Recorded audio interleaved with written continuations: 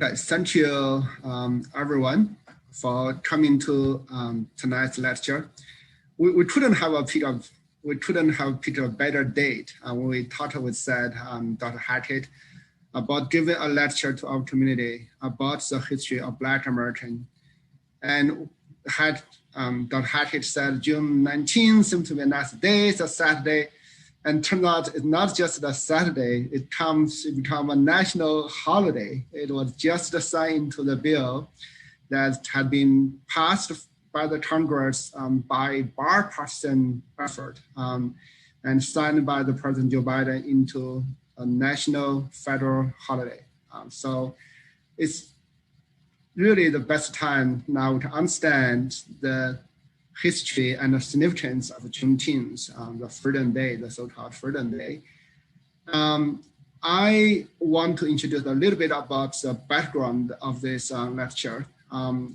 Since last year, we were shocked by the violence against the Black communities, especially by the tragic death of George Floyd. And also were awakened and shocked by many violent acts attacks against Asian Americans during the pandemic. So it turns out that we found out there are a lot of similarities between the Asian communities, the Chinese community, and the Black communities. So we reached out to each other, and by joint effort at CSUN, Tri-State Northridge, and we try to promote better understandings between these two communities, and we also try to promote social justice and try to at least make people understand the struggles, the situations, and challenges faced by all these minority groups, not just Asian, not just Black, but also Latinos and all the other minority groups that have been struggling in the America even today. So we have a lot of people coming to today's lecture today, not just the CSUN community at Tri-State Northridge, but also the local community. We co-sponsored this event with the University Library, with a social behavior science college, and also with the local community cheer organization. So we have friends also from many parts of the United States. We even have alumni and visiting scholars that have studied at CSUN who now are in China. So a lot of people are watching us and try to learn about this very important holiday history and the impact on still today. So we have wonderful speakers tonight. I really want to emphasize that Dr. Seth Hackett, and he loved to be called Dr. Seth, and he's the associate professor at CSUN's Africana Studies Department. He's also the director of the Du Bois-Hammer Institute at CSUN, and he's a great teacher, beloved by his students. And today he brought his students, 5 best students we have at CSUN, and to present this lecture together to all of us. So I really want to thank you and thank you all your students here. And I will let you introduce yourself later, but I just now want to say thank you. This is a great opportunity for us to learn more about it. Without further ado, I want to leave the forum to Dr. Seth and his students. Thank you so much, Dr. Sun. This is such a joyous occasion, not only for me, but for the African-American community in general, because of the Declaration, the Jubilee Day, the Freedom Day, the Juneteenth Day that was signed a couple of days ago. And here we are on June 19th on Saturday, celebrating the first after 155 years. This is also my my uncle's birthday. He's 75. He's my dad's youngest youngest brother. And I was just so excited because I had a conversation with him earlier about how happy he is. But again, we know that the struggle continues, and we're going to try to, unpack this and really talk about some of these things and some of the issues that we have in our community. So I just want to say thank you to Dr. Sun and the China Institute for allowing us to educate and bring awareness to our existence, our Black essence. So let me go ahead and share the PowerPoint. Could everybody see that? Yes, sir. Okay. Actually, wait a minute. One of the things I need to do, make sure, is I share the sound. Okay, now we got it. Okay, so this today's talk is really called Juneteenth, and Juneteenth is really a portmanteau. It's a linguistic blend of June and 19th. Road to Freedom community lecture about the celebration.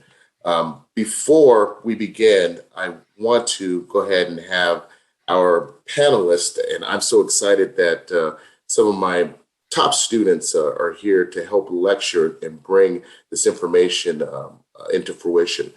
So we can start in the order here. Just tell us who you are, what your major is, and something that people don't know about you. We'll start with Rashid. First and foremost, happy Juneteenth, everyone. My name is Rashid Gladden. I'm a four-year senior here at CSUN, major in Africana Studies. And an interesting fact about me is I enjoy bridging the gap between diasporas. And this is my first time actually celebrating Juneteenth as well, so I'll be learning too.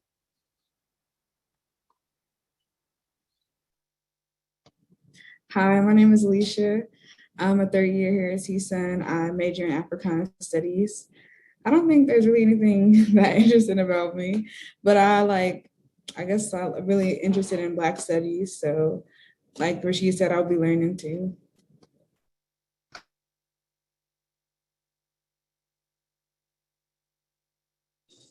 Hello, everybody. Good afternoon. Happy Juneteenth, first and foremost. My name is Kamal Pruitt. I'm a fourth year senior here at Cal State Northridge, majoring in Africana Studies. Something interesting about me, I read about 4 hours a day and I work out 5 days a week. That's not the most exciting thing, but I just try to stay physically and mentally sharp. That's just two ways that I do, something that I just do on my day-to-day life. Hi, everyone. My name is Kayla Sproul. I'm a third year here at CSUN. My major is psychology and I'm minoring in sociology. An interesting fact about me, also happy Juneteenth. I'm happy to celebrate Juneteenth today. So I'm glad it's a federal holiday. An interesting fact about me, I have a couple of scholarships and I think that's pretty interesting. So I'm happy for this little meeting today. So I'm happy to be here. Hello, my name is Angela Thomas. I am a recent CSUN graduate. I graduated with a double bachelor's magna cum laude in Deaf Studies and Africana Studies. About me is that I am working on bridging the gap between the Black community and the deaf community and the Black deaf community, and bringing as much awareness as possible to that area. And happy Juneteenth. And I'm glad to be here. Thank you, Cam. And I also want to send a shout out to Angela, who was one of the recipients of the Outstanding Graduating Senior Award this year. So let's give her another round of applause. All right, so let's get started. What we're going to be doing today in terms of our unpacking and to put it into really proper context of why Juneteenth is so important, we're going to be talking about some of the oppressive devices or policies that, that we in America had to endure as Africans, overseas Africans as well, I'll call it. We'll talk a little bit about the Emancipation Proclamation. And we'll talk about the genesis of Juneteenth, and you see the bullets underneath, and we'll talk about how we can celebrate it in our universities. And then we'll talk a little bit about how the struggle continues and kind of unpack and give you some of the ways in which we are oppressed mentally, physically. And so let's go ahead and get started with it. And I'll go ahead and get started in thinking about this whole issue of oppressive devices. When we think about America and when we think about, being enslaved in America, we have to think about some of the forms or some of the doctrines that they've had in order to regulate us. And you can see here, there are slave codes, there's black codes, and there's Jim Crow laws. And when we look at that, it's really important for us to think about slaveholders, not just slaveholders, but also legislators, judges, and other public officials that had this common understanding on the issues of race and slavery, right? That catered to their shared economic interest and political views. And so they had to agree on these in order to carry out some of the things that we can call race hatred and torture when we look at this. And so you can see here the Slave Code, District of Columbia. There were, when we look at it, there were about 1,600, over 1,600 slave codes that were enacted when we were brought here, okay, during the triangular slave trade. When we look at that, what it did is it regulated us from cradle to the grave, and how we would move about in this country, and how we would, have to serve, a master, right? So these are some of the things that were prescribed to us as enslaved individuals. And let's just unpack slave and enslaved. You'll hear me throughout the presentation talking about enslaved, not slave, because when we say slave, it's almost like agreeing of our plight and our condition. And we did not agree. There's a lot of records that really indicate some of the resistance that we all had. So where we could go, what types of activity that we could engage in, and also the types of contracts that we would have to deal with. And so a gentleman by the name, well, maybe I shouldn't say gentleman, but Leon Higginbottom, he outlined these precepts for justice during the slavery era. And so the precepts really formed this logical foundation for the culture, the institution of slavery, right, for more than 200 years. And it was a breakdown of components making up this kind of universality of rules that they call the 10 precepts of American slavery jurisprudence, right? And even after the abolition of slavery, when we abolished it, some aspects of these precepts really, continue to haunt us in American culture. And so one of the things that I love to do is music helps tell the story, just like images. And the song that you're hearing is Cry Me a River by Ella Fitzgerald. Just gonna let that just marinate for a minute as we look at these precepts.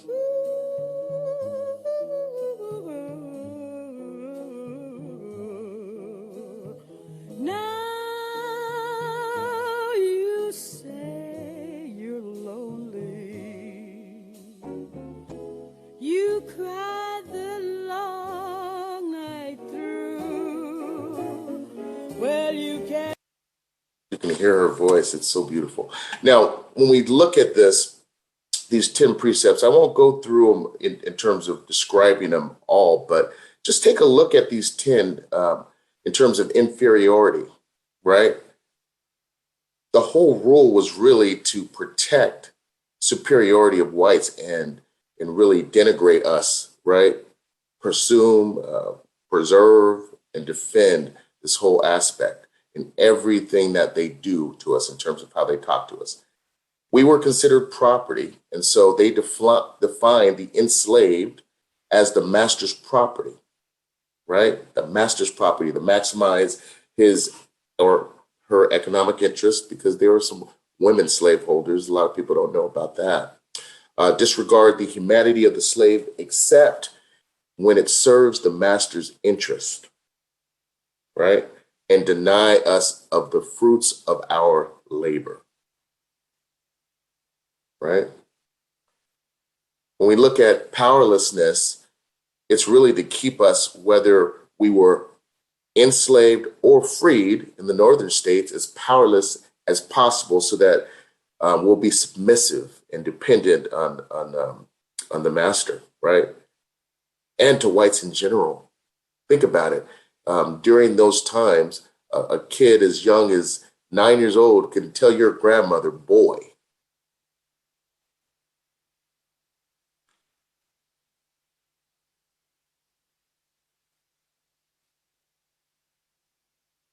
Let's look at family.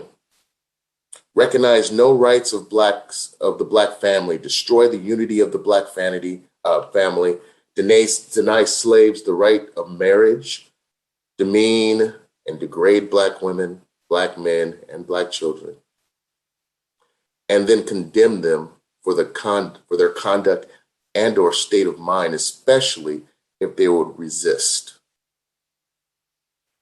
Education and culture is the one that really bothers me, of course. Deny Blacks any education, deny them knowledge of their culture, and make it a crime to teach those who were enslaved how to read or write, to make it a crime. And then you got this whole notion of liberty and resistance. Limit any opportunity for us to resist or bear arms or rebel or flee. And sometimes they would have spectacle type killings, right? I'm reminded of a chapter that I wrote in this Violence Against Black Bodies.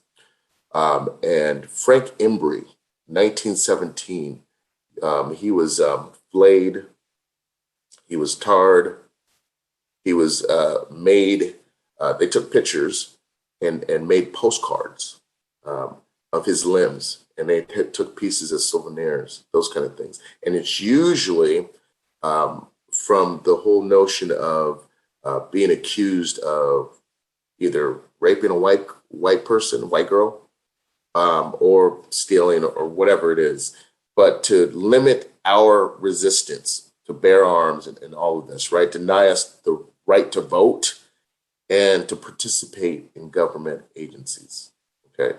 So I just wanted to give you just kind of a background. I'm going to turn it over to Alicia to talk about Black codes and how it changed. Okay. So in 1865 and 1866, state governments in the South enacted laws designed to regulate the lives of former slaves. These measures, differing from state to state, were actually revisions of the earlier slave codes that had regulated that institution. Some of the common elements of slave codes and Black codes were: race was defined by blood. Any amount of Black blood made one Black. Employment was required by all freedmen. Violators faced vagrancy charges. Freedmen were assumed to be agricultural workers, and their duties and hours were tightly regulated. Freedmen were not to be taught to read or write. Public facilities were segregated, and all violators of these laws were subject to being whipped or branded.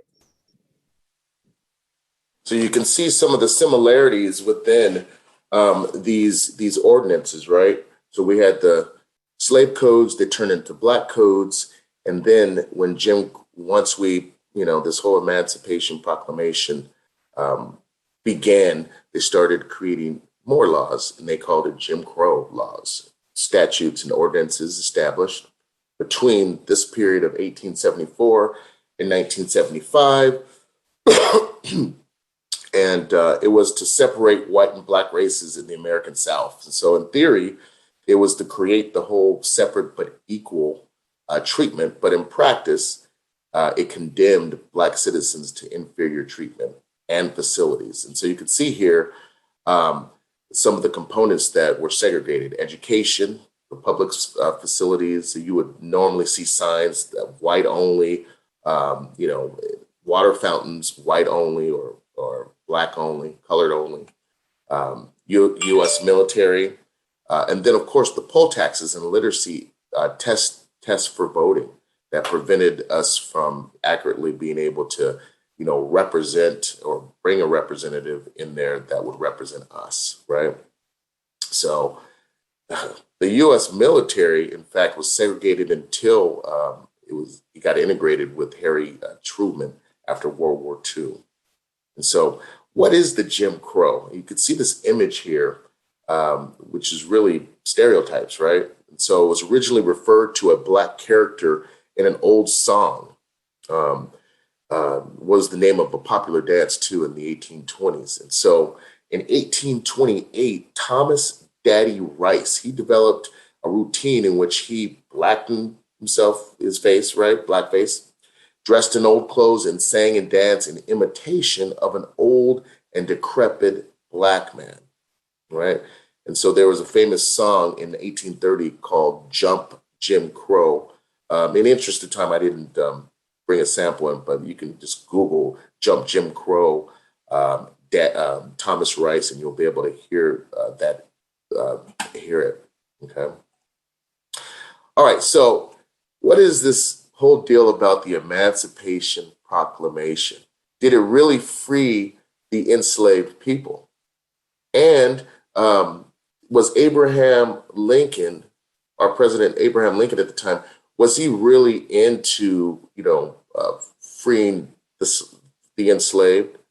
Did he have an attitude of equal opportunity for all?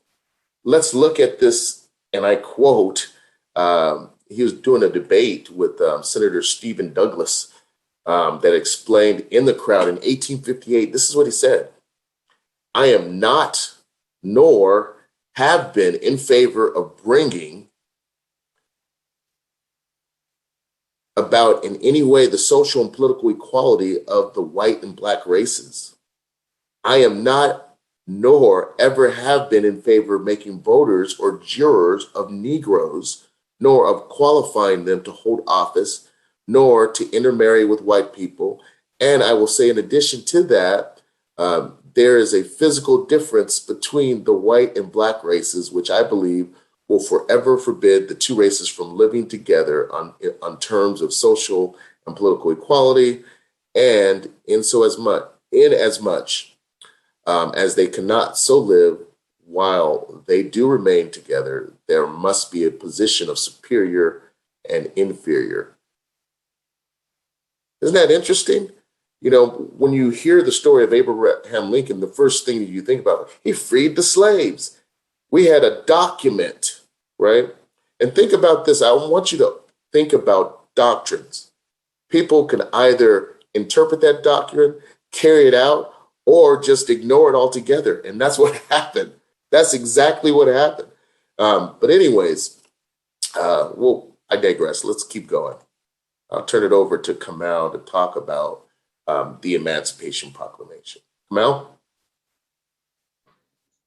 Hello, everybody. So I'll be talking about the Emancipation Proclamation, which was January 1st, 1863. So Abraham Lincoln first issued the President Abraham Lincoln issued the Emancipation Proclamation on January 1st, 1863, as the nation approached its third year of bloody civil war. The proclamation declared that all persons held as slaves within the rebellious states are, and henceforward, shall be free. So a lot of people don't know that the Emancipation Proclamation was first issued on September 22nd, 1862, which gave an ultimatum to the Southern states that if they did not neutralize their rebellion by January 1st, 1863, then the proclamation would go into effect. And of course, it took nonstop pushback until the final day given for it to go into full effect. The Emancipation Proclamation was a war measure intended to cripple the Confederacy. President Lincoln applied the Emancipation Proclamation only to the Southern states in rebellion initially.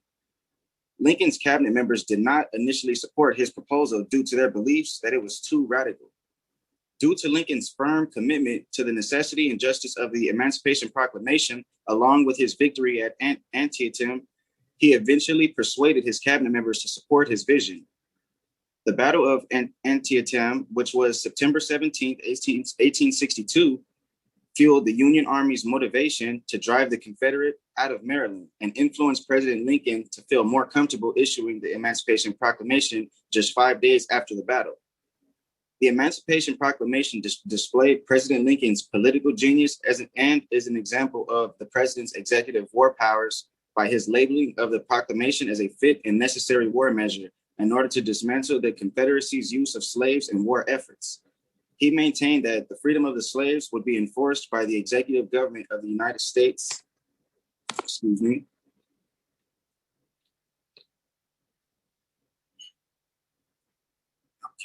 The Emancipation Proclamation changed the trajectory of the war. Up until September 1862, the primary focus of the war had been to preserve the Union.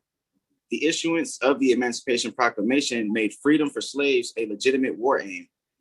While many Europeans were against slavery at the time, Britain and France considered supporting the Confederacy to expand their influence in the West.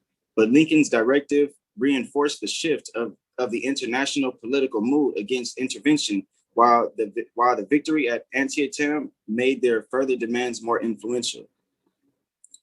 The Emancipation Proclamation paved the way for African Americans to fight for their own freedom.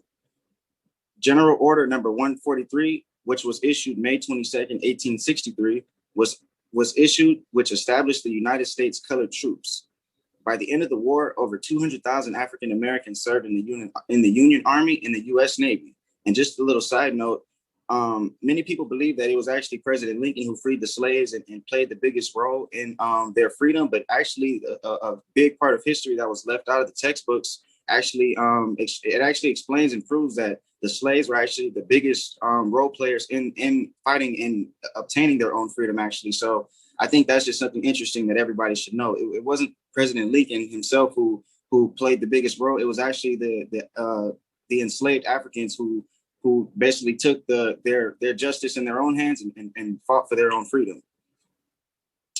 So led to the total abolition of slavery I messed up right here. Over 200,000 African Americans served in the Union Army and the U.S. Navy, and that led to the total abolition of slavery in the U.S. With the Emancipation Proclamation, the aim of the war changed to include the freeing of slaves as well as preserving the Union. The proclamation initially freed only the slaves in the rebellious states, but by the end of the war, the proclamation set the tone for all slaves in both the North and the South to be freed by the passing of the 13th Amendment on December 6, 1865. President Lincoln considered the Emancipation Proclamation the crowning achievement of his presidency. He considered it to be the most important aspect of his legacy. He said, "I never in my life felt more certain that I was doing right than I do signing this paper." He declared, "If my name ever goes into history, it will be for this act, and my whole soul is in it." Thank you so much, Kamal. And I think what's interesting is that this was a war measure, and it was really to include later on, the freedom of the enslaved. But the other interesting thing is that it was only issued in the rebellious states of the South. And so, it's really peculiar and curious when you think about it this way. All right, let's move on to the genesis, and we'll go back to Alicia to talk about where it all started. Okay, Juneteenth traces back to Galveston Bay, Texas, where on June 19th, 1865, Union soldiers led by Major General Gordon Granger landed in the city with news that the Civil War ended and the slaves were freed. After finding out slavery had been abolished, former enslaved African Americans celebrated with prayer, feasting, song, and dance. Now on every June 19th, African Americans celebrate the same way their ancestors did in 1865. In 1945, Juneteenth was introduced in San Francisco by an immigrant from Texas named Wesley Johnson. During the 1950s and 60s, the civil rights movement focused the attention of African Americans on expanding freedom and integration. All right, move on to Kayla that talks a little bit more about Wesley. Yeah, so a little bit more about Wesley Johnson. So he was known for wearing his big 10-gallon hat, as you can see in the picture. If you, he's the man standing, you can see he has like a bigger hat on than most people. He moved from the Bay Area, from Texas, to celebrate the emancipation. So by him moving, it kind of showed how strong his emphasis was on the importance of Juneteenth. He also was the owner of the Texas Playhouse Club on Fillmore Street. And that's where it is in this picture as well. He's at his own club and he's celebrating. So another thing is that he came during the height of the civil rights movement. So it also So people were able to see that Juneteenth was something to celebrate and that it related to this movement in this very like influential era. So they were able to welcome it with open arms pretty much and have a way to celebrate and an outlet to express themselves however they pleased. Thank you. You're welcome. Let's go into the states that honor Juneteenth, and Anjali will take this slide. Hello. So I find it to be very interesting and also an honor to even do this part, because initially when we put together this PowerPoint, Juneteenth was not an official holiday. And now today I get to say that it has been passed that Juneteenth is an official holiday. So I do want to go ahead and talk about some companies that were honoring Juneteenth as a holiday prior to the new change. A couple of those are Target, Nike, NFL, JCPenney, Tesla, Best Buy, Twitter, to name a few.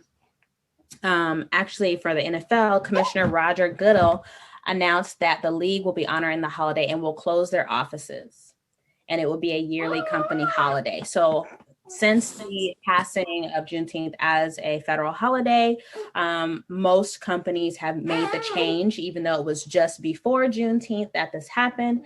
Many companies have made a quick turnaround and gave their employees the day off, and the ones who were not able to will be honoring it next year.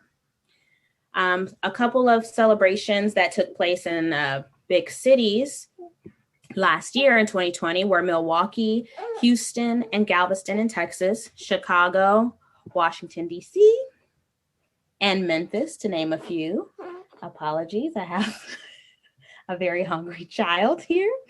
And states that honor Juneteenth were all 47 states in the District of Columbia that were honoring Juneteenth prior to the new change here recently. The only 3 states that did not recognize the holiday before were North Dakota, South Dakota, and Hawaii. And Texas was the first state to recognize the holiday in 1980. Thank you so much for that. And I can hear Aria, wanting to be a part of this lecture too. So she's doing some good things. I think that she ad-libbed. All right, so we'll continue. I think this is Opal Lee. She is so important. And in fact, she is the cousin of one of my colleagues who actually is an alumni of Cal State Northridge in the 70s, Zidar Broadus, Reverend Zidar Broadus, Dr. Zidar Broadus. And she's considered the grandmother of Juneteenth. She is 94 years old, y'all, right? And she's the oldest living board member of the National Juneteenth Observance Foundation. And it led by the late Dr. Ronald Myers, whose initiative is to have Juneteenth become a national holiday. Obviously, it's a national federal holiday now. But what she did, which was important, is that she brought awareness to it by doing her Walk to DC campaign in 2016. And what she would do is walk 2.5 miles to symbolize the 2.5 years that it took for the enslaved in Texas to know that they were free. Let me just tell you that enslaved Africans knew they were free, but the rebellious ones were made an example of because, you have the doctrine, but some people didn't carry out the doctrine, and they would punish and try to make a spectacle to make the other enslaved Africans scared to submit, to not do anything. And obviously we had folks that did something, and we had folks that just kind of, sat back and just wanted to stay with the status quo, the massa stuff, but there's a lot of insurrections, and it's just a matter of public record. I'm happy. This is the video right before just kind of describing why she did the 2.5 miles. Surrender. As we do this walk, again, what got you started wanting to do the walk? We had a rich heritage. I wanted people to know about it. And if a little old lady in tennis shoes started walking from Fort Worth, Texas to Washington, D.C., somebody would notice. The enslaved weren't told they were free until June the 19th, 2.5 years after the Emancipation Proclamation. I ended up walking Shreveport and Texarkana. Atlanta, Alabama. I would only go where I was invited and where they had Juneteenth celebrations. I'm advocating celebrating Juneteenth being a national holiday. What do we want? Juneteenth! They haven't given up. And we carried 1,500,000 signatures to Congress this past September, and we plan to do that again. We're asking anybody and everybody to give us the signatures we need.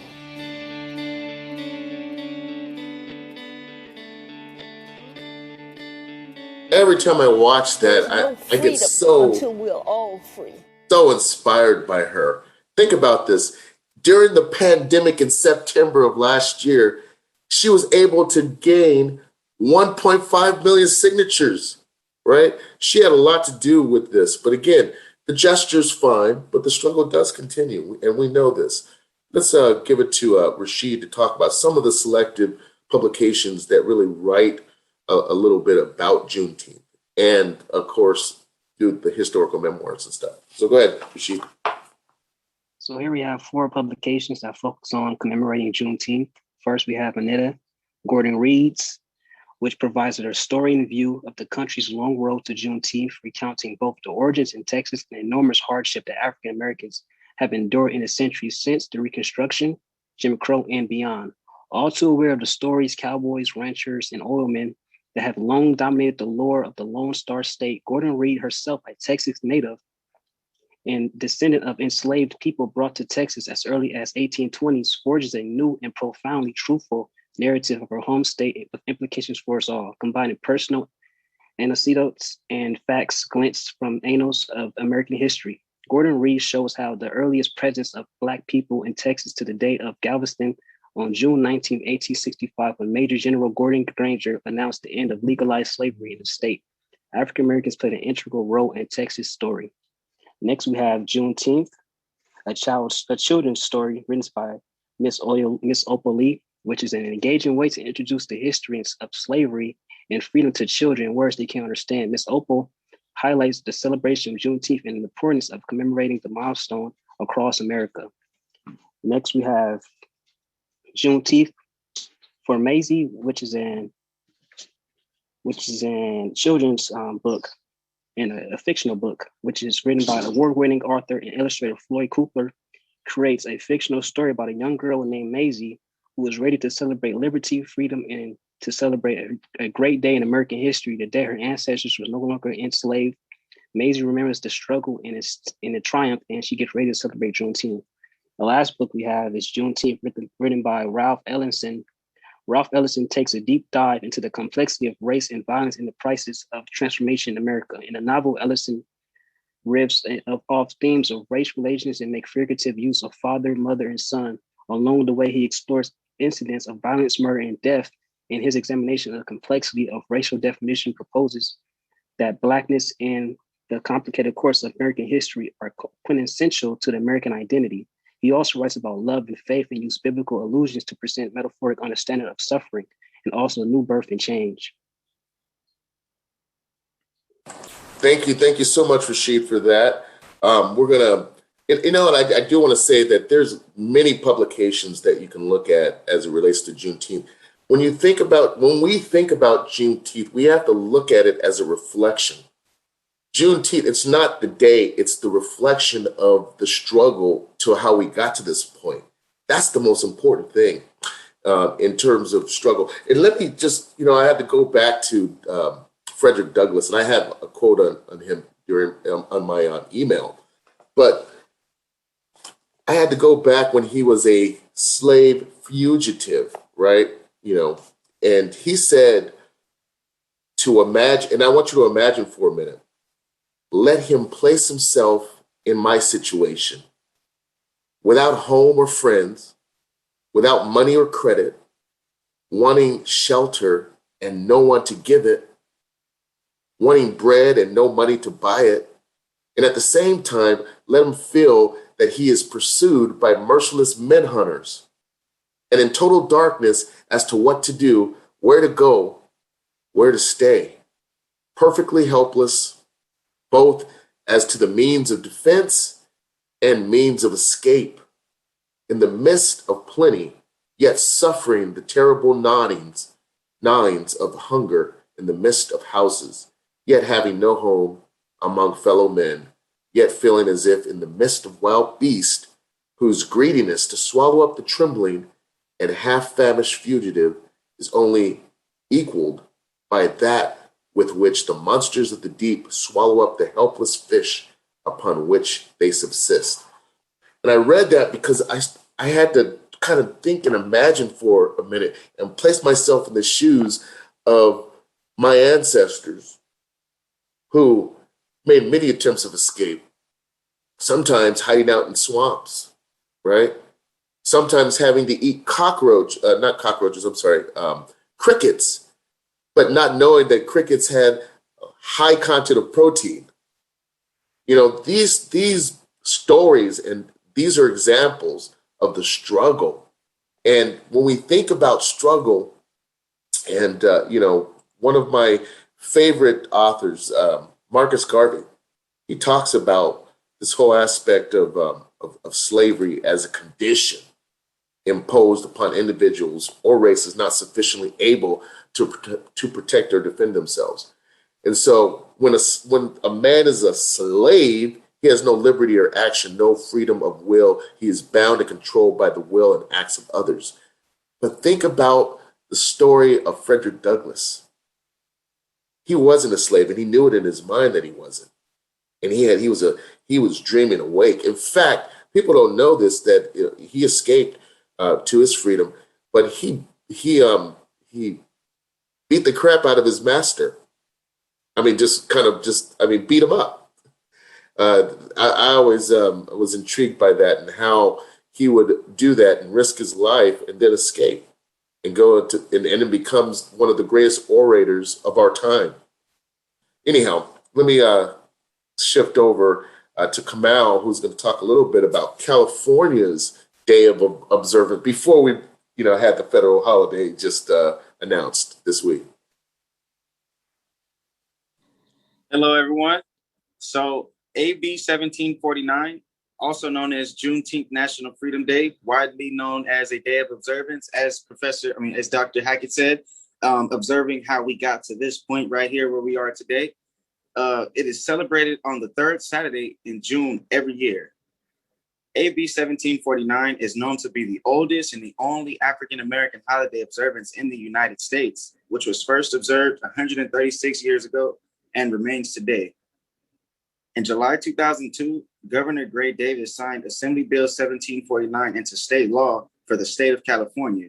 In 2003, the bill was amended and became known as Senate Bill 812.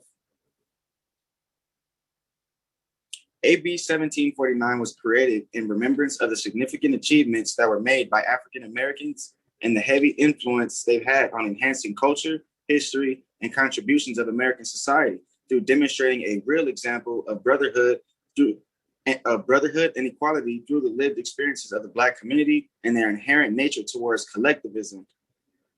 Juneteenth urges Californians to take part in honoring and reflecting on the strong survival instinct African Americans have exercised since the first slave ship arrived in Jamestown, Virginia in 1619 through a month-long process across the Atlantic Ocean called the Middle Passage.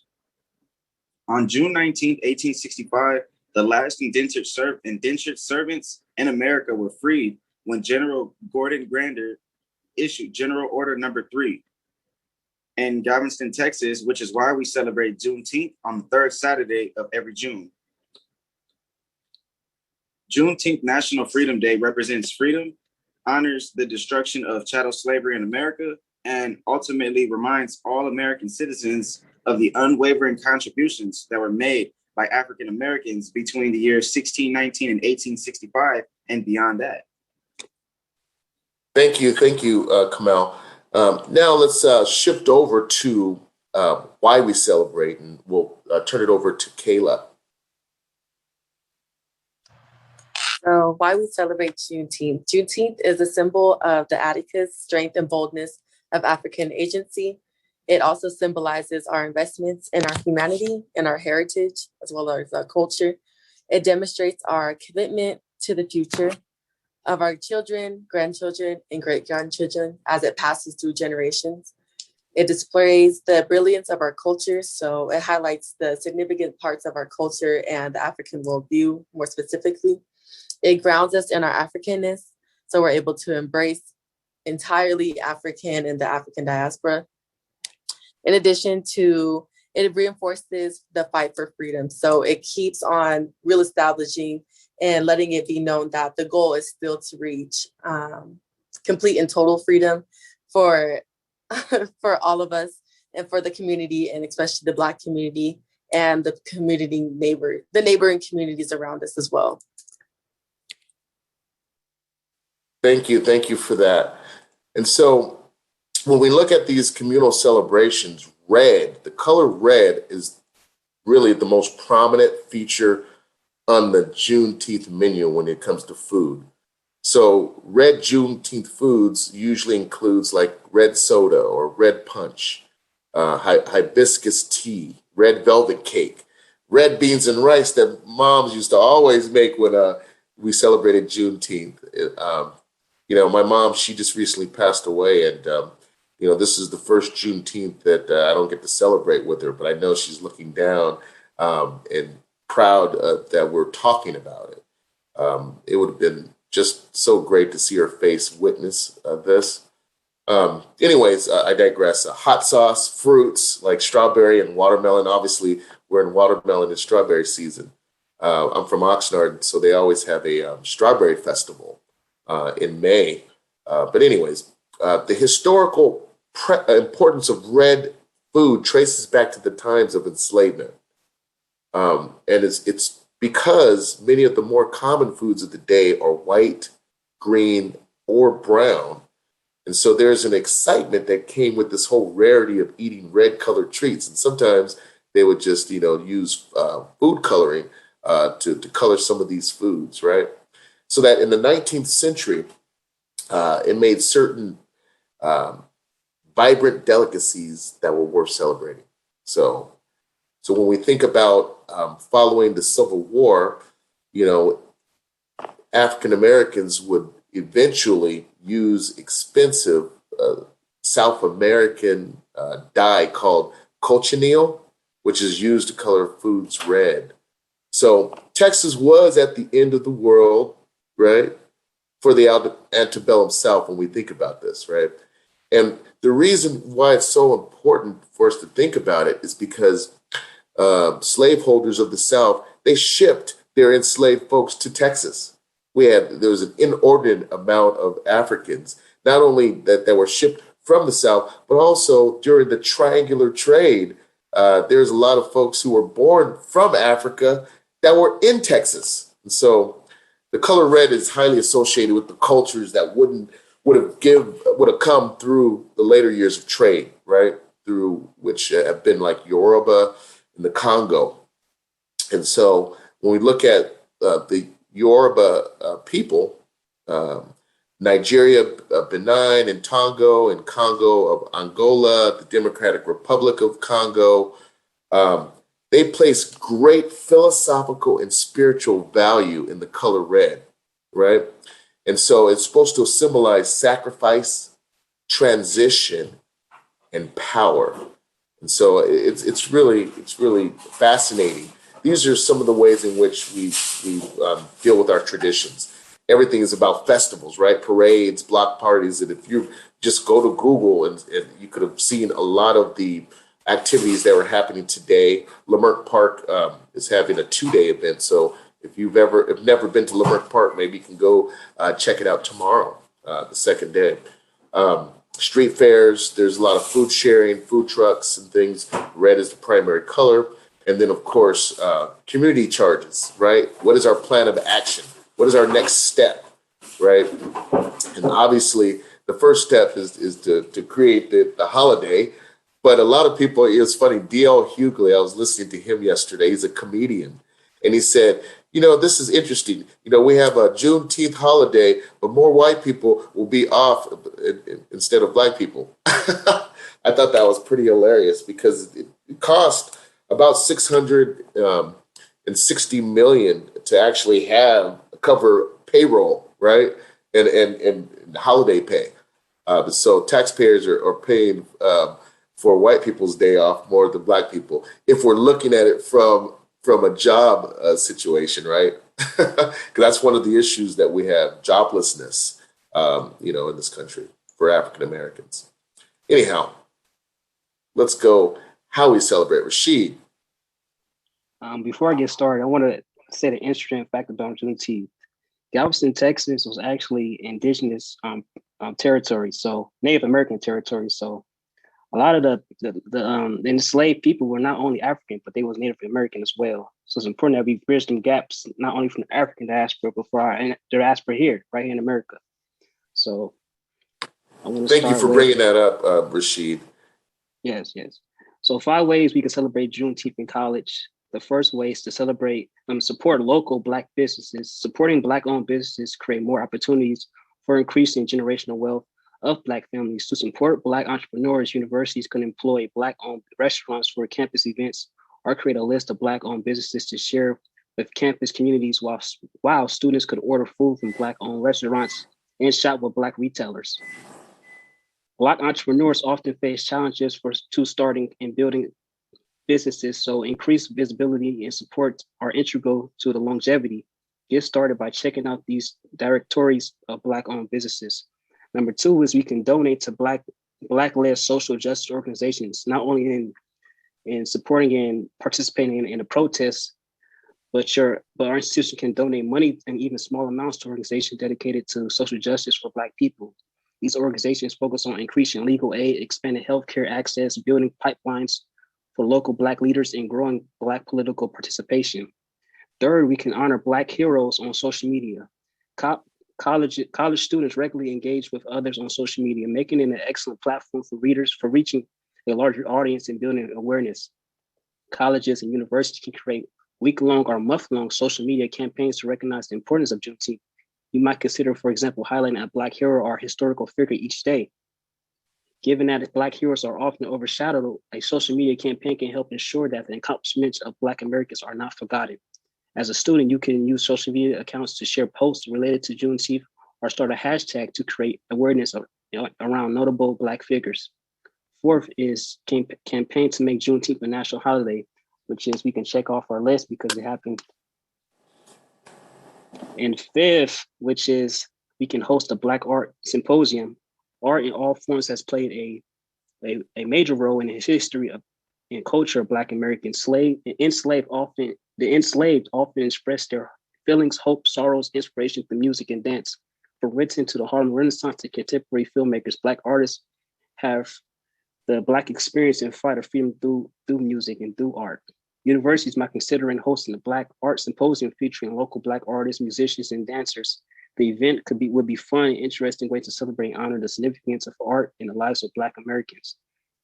Students and student groups could put together their own smaller symposium highlighting the art of their peers, faculty, staff, and community members. Another option is to learn more about Black art or reading bibliographies of Black artists, going through museums featuring Black art exhibits, listening to Black musical artists, and taking free online courses on sites like edX.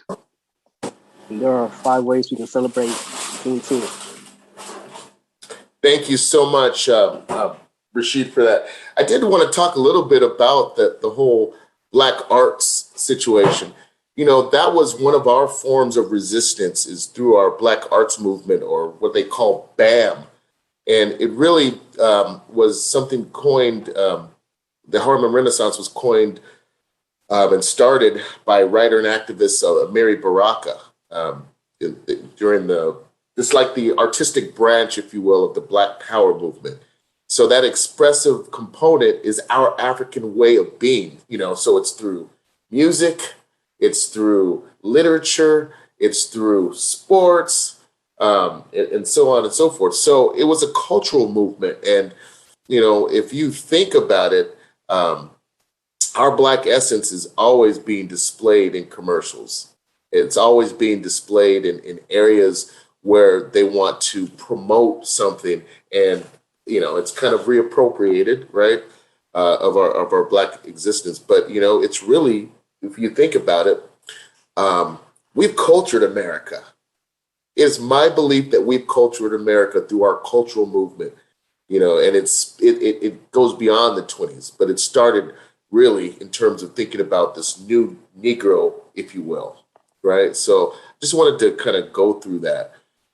We have a lot of overt racial pride as it relates to this, and I think how we celebrate it in college now, this presentation here, to have students have an opportunity to think about, some of the things that we've done to uplift us, right?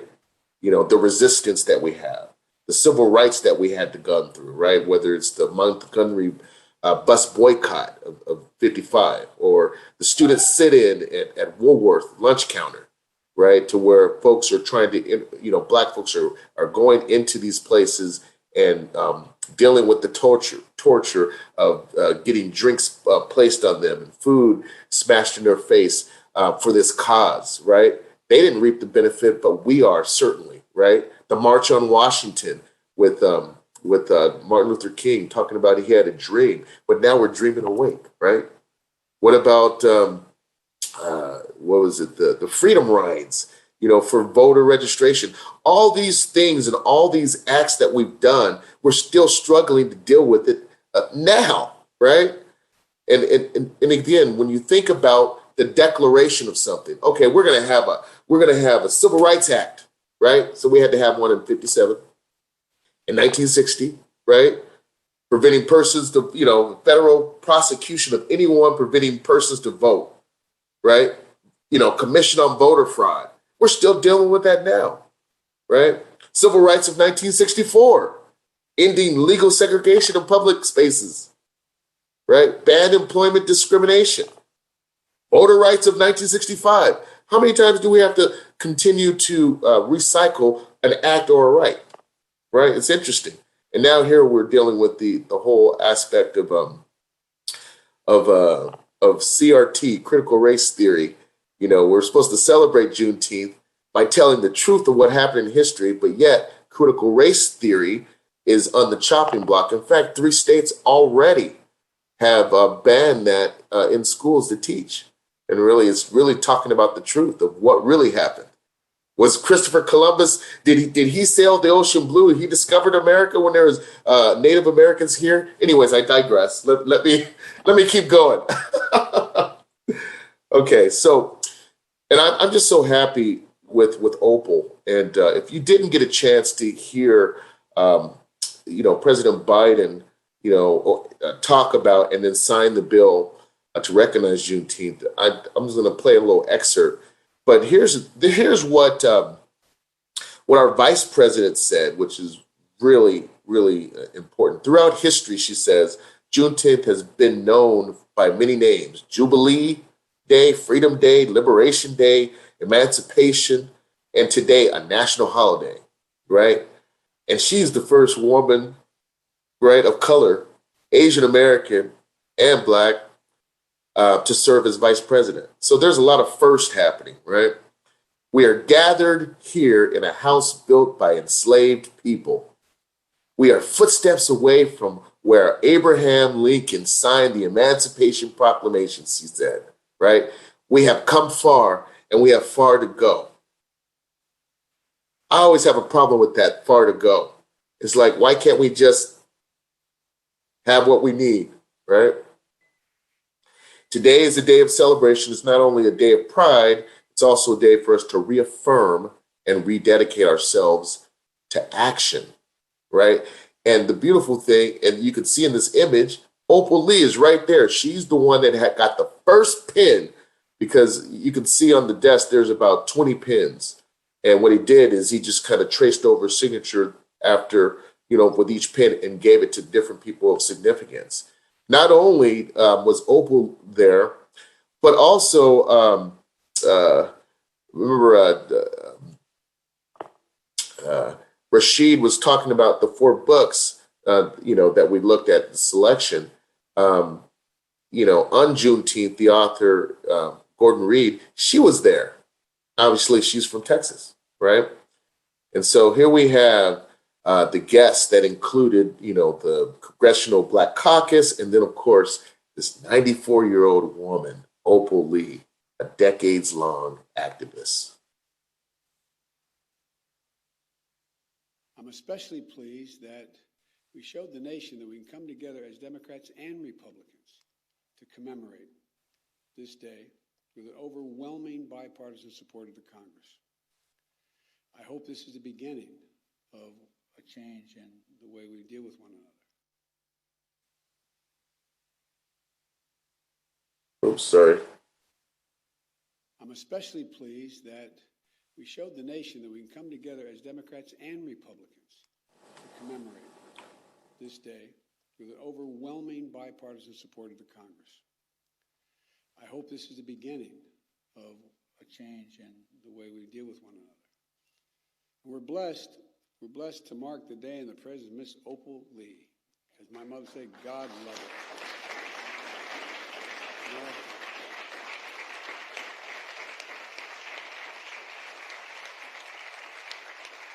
I had the honor of meeting her in Nevada more than a year ago.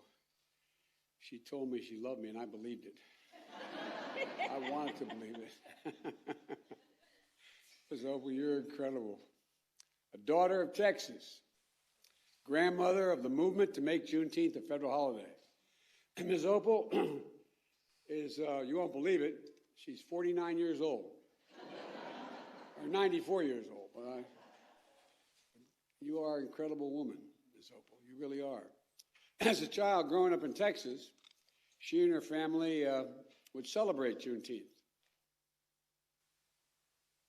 All right, I guess I didn't want to go through all of that, but I just wanted to show that it was interesting that as we were preparing this this presentation, all of a sudden she's at the White House and getting the first pin from the president. That's so significant, and I think that's definitely one of the things that she wanted.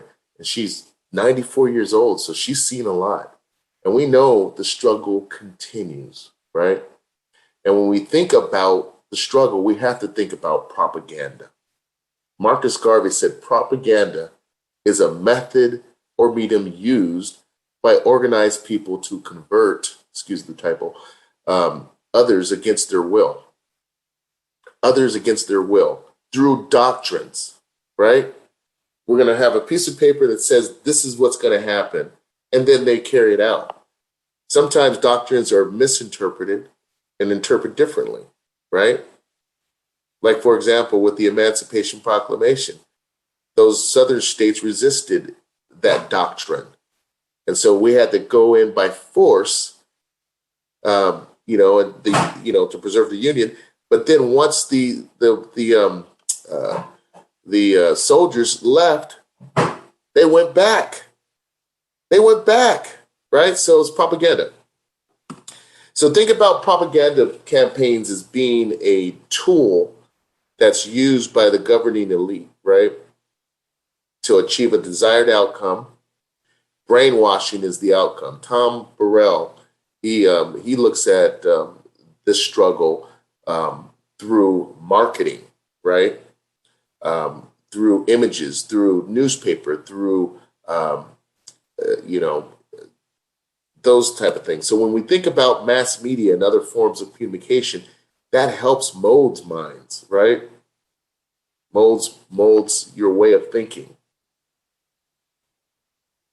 And I'm going to go and let Angela talk about the big lie.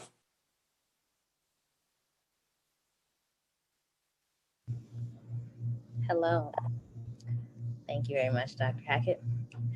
So the big lie is basically the repeated and consistent articulation of a partial, distorted, or manufactured truth. So here we have the colonial era where Black slaves are subhuman beasts, which is obviously a big lie. The Reconstruction era, emancipated Blacks are still inferior to whites, also a lie. The Civil Rights era, that Blacks are angry, dangerous, unemployable, and addicted to welfare, yet another lie. And the modern era, low-income Blacks are innate failures and responsible for their own moral and economic decline, another lie. Thank you for that. When we think about the civil rights era in terms of being addicted to welfare, you know, the biggest beneficiaries of welfare are white women. You can just look it up. It's a matter of public record. Let's go with the appeal to fear, Kamal. Hello, everyone. So the appeal to fear really was just the establishment playing on the subconscious fears of many people and basically trying to instill certain ideas and beliefs about a certain group of people, in this context, Black citizens, in order to make the rest of the citizens of the country believe something that they're trying to put in everyone's mind, just so that we feel justified in all the wrongdoings that are committed against Black citizens of America. So starting with the colonial era, just to fill in the time period, this was between 1619 up until 1865.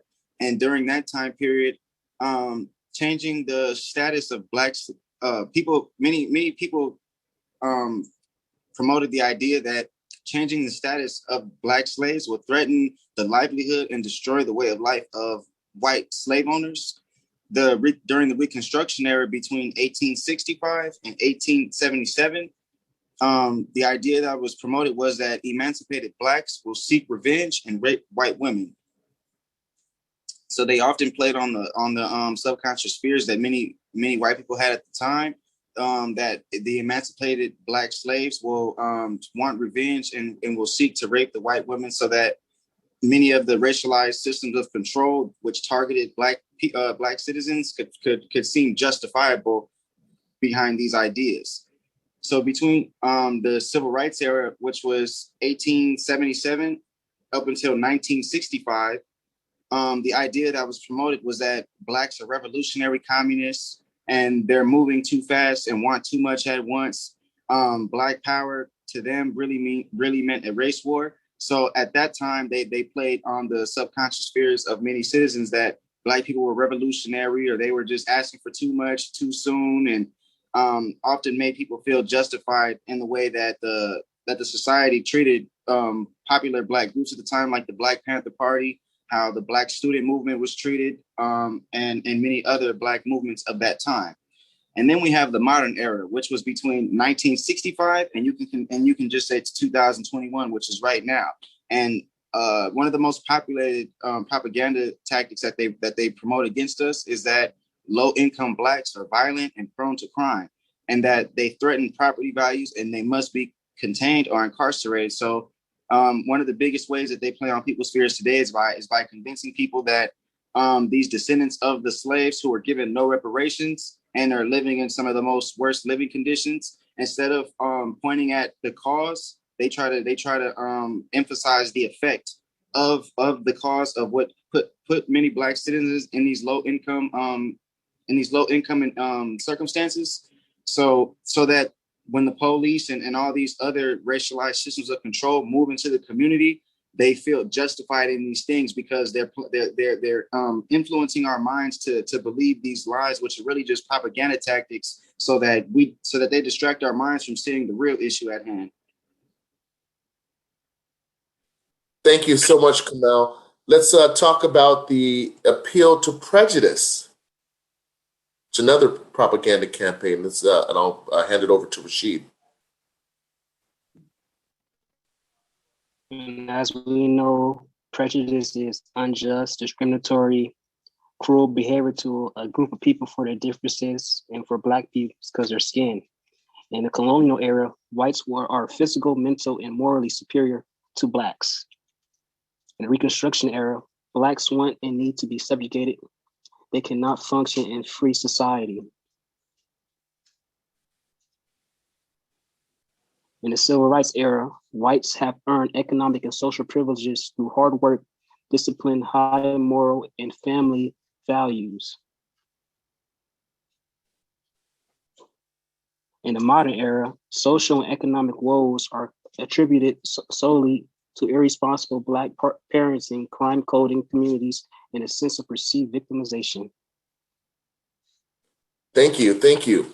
And now let's think about typecasting, and we'll hand it over to Kayla.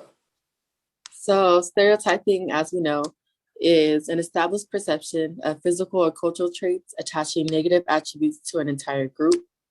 And the first one we can go over is dating back to the colonial era, which is when Black slaves are known as uncivilized, childlike, and content with bondage, meaning that they are sufficient and okay with being in captivity, and emphasizing that if they're okay with it, then it's okay in general.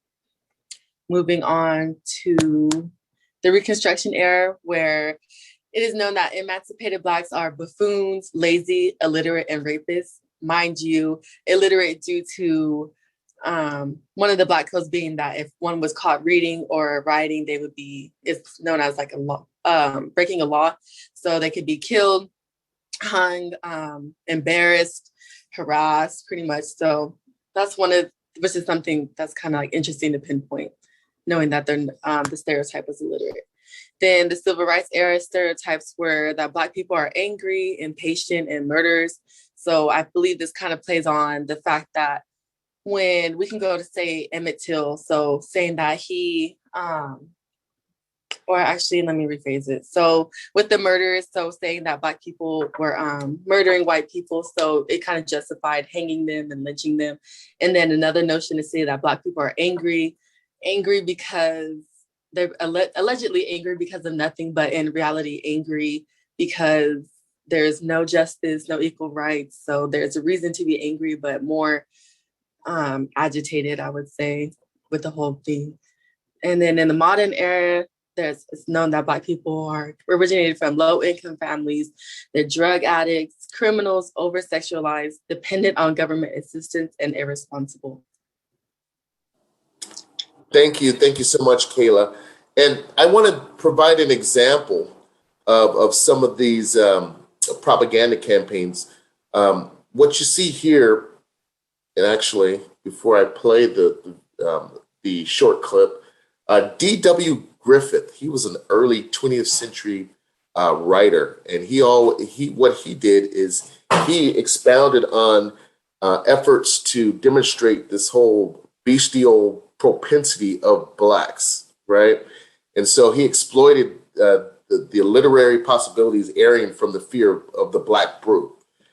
So his most popular novel was The Klansman, and it described the images of the Negro during Reconstruction. And as one of my student colleagues had mentioned, rape was usually the central theme of this most horrific of these narratives, right? And it really developed sensibilities, broader sensibilities, if you think about it, between the white community about Blacks' inherent criminal nature, right? And so the Birth of a Nation in 1915 was a landmark silent film, right? And it was the first blockbuster in Hollywood. It was a hit. It was a Hollywood hit, right? It was the longest and most profitable film. So it cost about $8.6 million to make, but they doubled on profit, right? And it was considered the most artistically advanced film of its day, and it secured both the future feature-length films and also the reception of film as a serious medium. And so this scene of D.W. Griffith's Birth of a Nation showcases this overt racism, this glorification of the Ku Klux Klan, subtle sexuality, and white myth of physical superiority that was popular during the film's early days in the United States. And this comes at a time when Jack Johnson was our first Black American world champion during the Jim Crow era. It's interesting. Anyhow.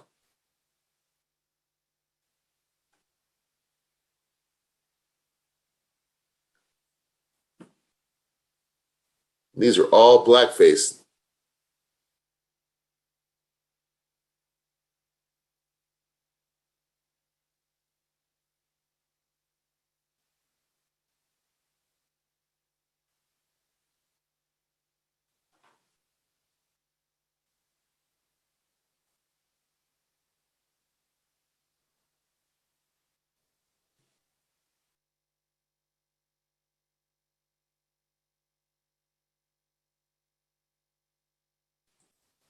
Sorry about that. I think when I tried to mute myself, I'll just go to this part. This is where Black individuals were in Congress, and this is how they typecast us as sneaking alcohol and not listening, putting our feet on the desks. It's so ludicrous when I look at it, and here's the damsel in distress.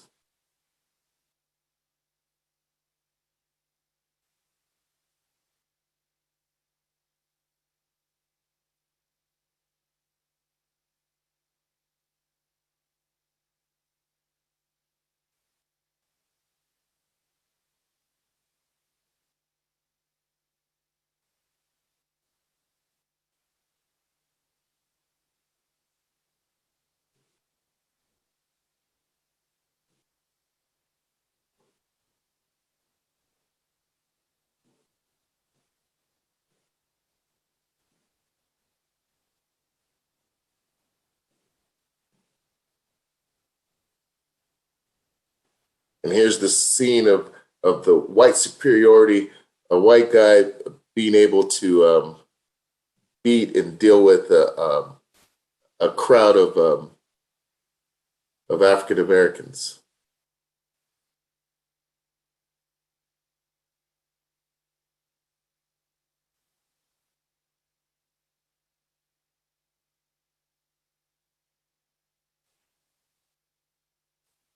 So I'll stop there, but I wanted to show that because these are the type of things that they did to get folks to vote in favor of some law against us. The list is long. You can see that there is a fight for equality, and we have a history of fights through movements. And I'll let my students give the first two.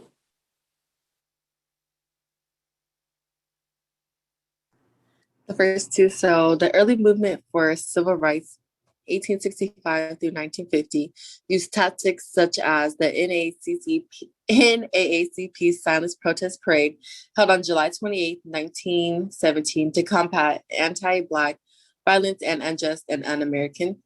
The Black women's suffrage was also something that was prominent in the 1830s and throughout the 20th century.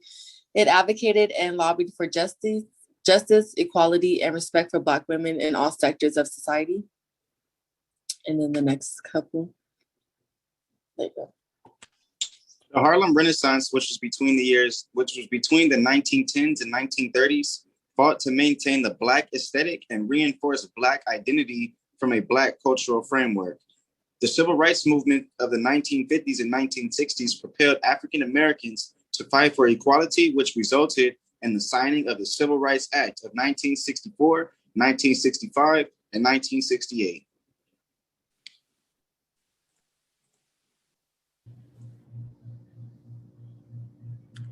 Selective patronage campaigns of the 1930s and 1960s transformed African American spending power into a means to force major corporations to adhere to hiring regulations and employee quotas outlined by African Americans. The Black Power movement was a culturally conscious movement that occurred in the 1960s and the 1970s, aimed at advancing Black self-reliance and self-determination. And the student movement, if we're putting it in a local context, and I love talking about this, Cal State Northridge, when it was San Fernando State, we had a movement. And in fact, the reason why we, let me just tell you a story. In 1968, at Cal State Northridge, formerly known as San Fernando Valley State, we had a BSU which was formed because we didn't have a lot of students on campus at the time. There was a lacking of African-American students on campus. We formed the BSU through the students from a democratic society who was really fighting against the Vietnam War, and MECHA, they were called UMass back then, United Mexican Association of Students, to form the BSU.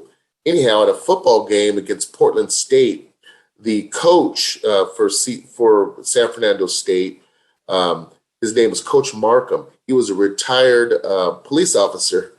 He kicked a black football player in the buttocks. And that was like the spark that, the spark heard around the world, so to speak, around campus. There was a protest, there was a big fight. The BSU went on Monday to the athletic department to demand the firing of the coach and the athletic director. They were nowhere to be found. And so they came to Baramian Hall, our missions building. And the word is they took over the building, locked it with chains, and they met with the president to develop some demands, student demands. And, the first Black Studies Department was San Francisco State.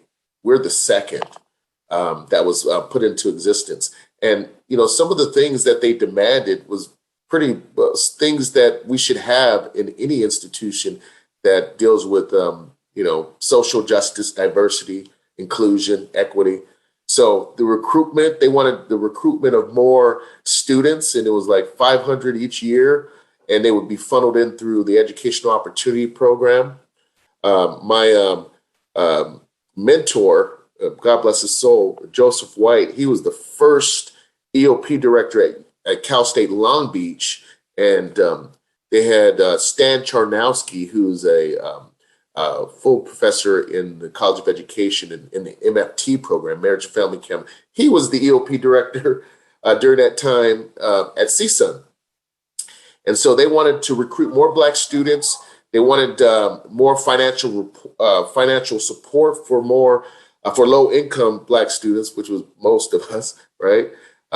More academic personnel in EOP, a Black Studies department with actual tenured track faculty, appointment of Black faculty across campus, not just in a Black Studies program, but other disciplines, hiring Black staff in critical areas of the institution, and then other demands, of course. And so they did, it was a very interesting time during those times. But 1969, we celebrated 2 years ago our 50th anniversary. And, I think the most important thing is we had political prisoners that were students as between the ages of 19 and 25. Archie Chapman, he did 20 years in prison for that act. Robert Uwiso Lewis did 20 years. Eddie Dancer did 20 years. And Shelton Jones, he did a year and had 5 years probation, right? If you look at Storm at Valley State, you can just Google it. You'll hear a student voice, Jerome Walker. God bless his soul. He was in a coma for 40 years, and he recently passed. I'm appreciative of not just the students, but also the faculty, the inception of our faculty, Dr. Barbara Rhodes, Dr. Rahima Gray, Professor James Dennis, and things of that nature. So the student movement led to the establishment of Black studies and ethnic studies. So you had Pan-African studies, that's now Africana studies. The next year it would be Chicano studies. And then in the 80s, it would be Asian American studies. And so we've had and we've continued to fight for justice and equality, and it's going to continue. But I'm just, when you look at these images, these are people who continue to fight ancestrally for justice. You see in the bottom right, you see Ida B. Wells. She has a great book called 100 Years of Lynching that captures through newspaper clippings all of the lynching campaigns, because there's a lot of white mob violence. You think about the attempted coup on January 6th, right? In the halls where there was a planned insurrection. Well, that happened in 1898. If you just look up Wilmington, North Carolina in 1898, there was a coup, a coup d'etat, right? That they insurrected, removed the Republicans from office, and then basically took over. And then there was a lot of what they call riots, but they weren't riots. They were white mob violence, and folks, had to flee and run. I mean, there's this recorded document, and it's just interesting. And then, of course, you have the Black Lives Matter movement today, which is interesting because now we have a new platform to fight against and castigate, issues that deal with, black crime. I'm sorry, white crime against black individuals, right? And so now we got hashtags. But here's the thing: I don't want a hashtag of a person that's died at the hands of state-sanctioned, practices, right? Police, or extra legal, like the George Zimmermans, in terms of Trayvon Martin. But we end with this slide, and I'll just let Kamal take it over. Hello, everyone. So, in honor and respect of those who lost their lives, who had their lives cut early, not because they were involved with any crime, not because they murdered anyone or hurt anyone, but simply because they were Black in America. So I shall say their names one by one so that we can take a moment to honor each of their lives. Justice for Oscar Grant. Justice for Oscar Grant. Oh, I'm sorry. Okay, we're all going to repeat after me, guys. Justice for Sandra Bland. Justice for Sandra Bland. Justice for Philando Castile. Justice for Rondo Castile. Justice for George Floyd. Justice for George Floyd. Justice for Breonna Taylor. Justice for Breonna Taylor. Justice for Tamir Rice. Justice for Tamir Rice. Justice for Trayvon Martin. Justice for Trayvon Martin. Justice for Vonderrit Myers. Justice for Vonderrit Myers. Justice for Tyrone West. Justice for Tyrone West. Justice for Walter Scott. Justice for Walter Scott. Justice for Yanira Serrano.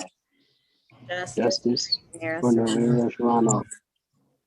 Justice for Yvette Henderson. Justice for Yvette Henderson. Justice for Felipe Gomez Alonso. Justice for Felipe Gomez Alonso. Justice for Claudia Patricia Gomez Gonzalez. Justice for Claudia Patricia Gomez Gonzalez. Justice for Chinedu Akobi. Justice for Chinedu Akobi. Justice for Willie McCoy. Justice for Willie McCoy. Justice for Khalif Browder.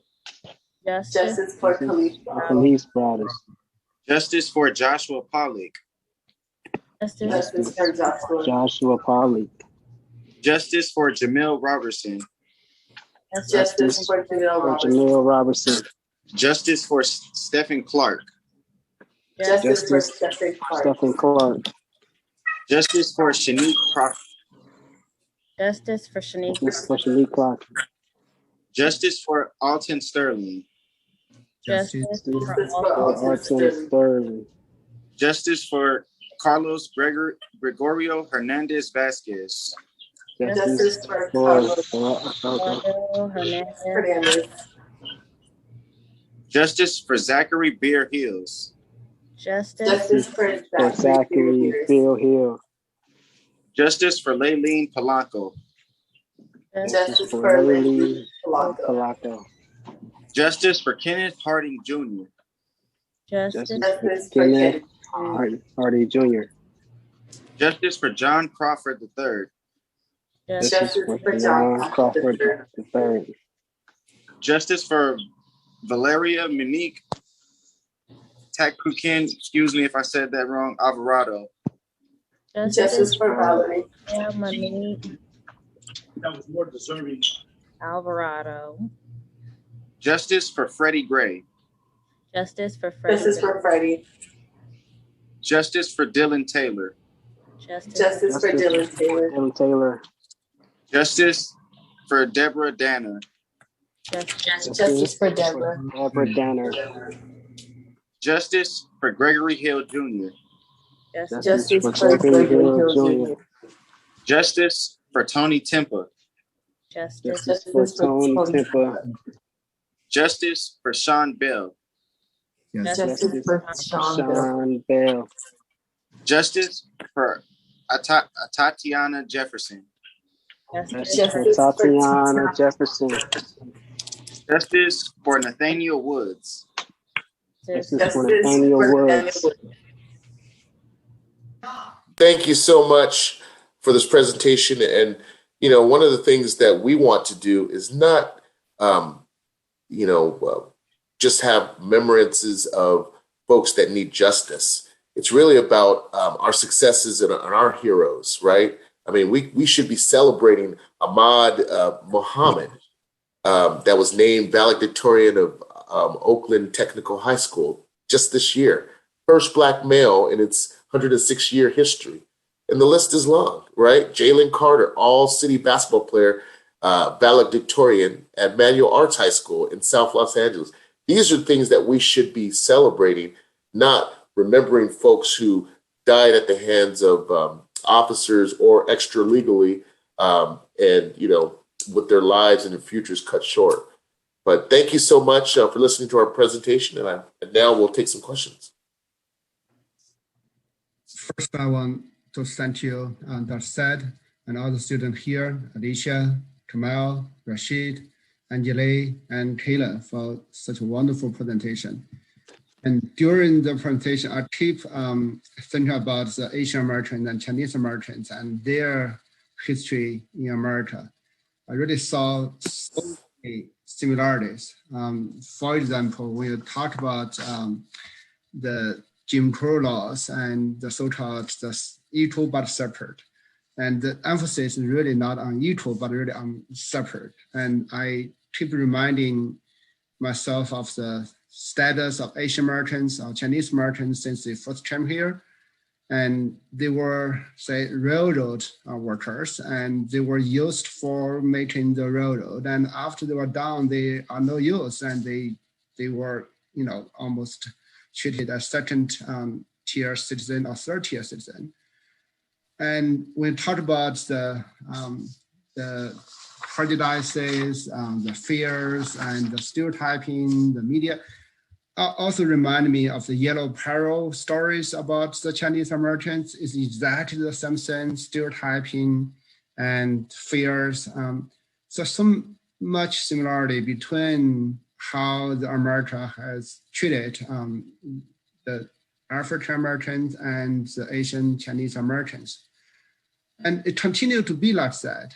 Even today, you can see the value on the Chinese Americans, some or Asian Americans, they are good at math, they can be accountant or be programmers, but they don't value the person just as a person. They don't value the person as, say, you know, a person of character, a person of integrity, but value as a tool rather than just an autonomous, independent person. So I really thank you, all of you here, for bringing us back to ugly part of history, but still a lot of challenges we are still facing today. So I really want, you know, we can work together to fight for better and just world for not just for us, for our children, especially for the younger, you know, students here. You are the next generation. You are the hope for us. Okay, let's take some questions. I know it's a little bit over time, but since anybody, if you have questions, you can raise your hand. Or you can type your question in Q&A or chat.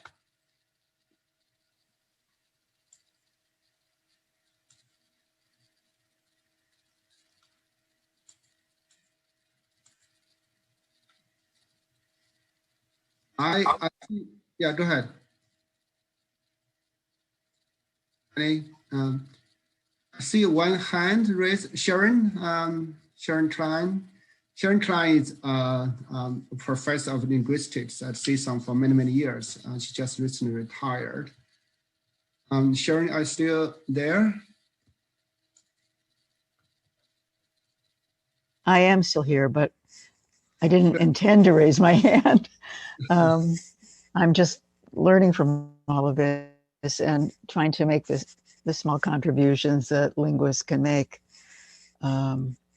Language is a major issue in all of this because it's at once the canary in the mine when it comes to racism and discrimination, and also the last resort. We can appeal to needing to speak standard English as the reason for all the kinds of things that might happen that shouldn't. So there's a lot of work to be done in that area, a lot of work. And people in the Linguistic Society of America are coming forward in very, very good ways. There are lots of things that we can all read and learn from. And actually, from another angle, when people started talking about propaganda, it's a very dense but worth the slog through book by a philosopher at Yale named Jason Stanley. You might already know about it. Called simply Propaganda. He also wrote a shorter book called Fascism. Really talks about the pervasiveness of propaganda and how effective it is, and why. And it's worth a guided read. Thank you, Sharon. It's good to hear your voice, even though I can't see you. Well, I'm glad you can't see me because I was eating dinner and just sort of sitting.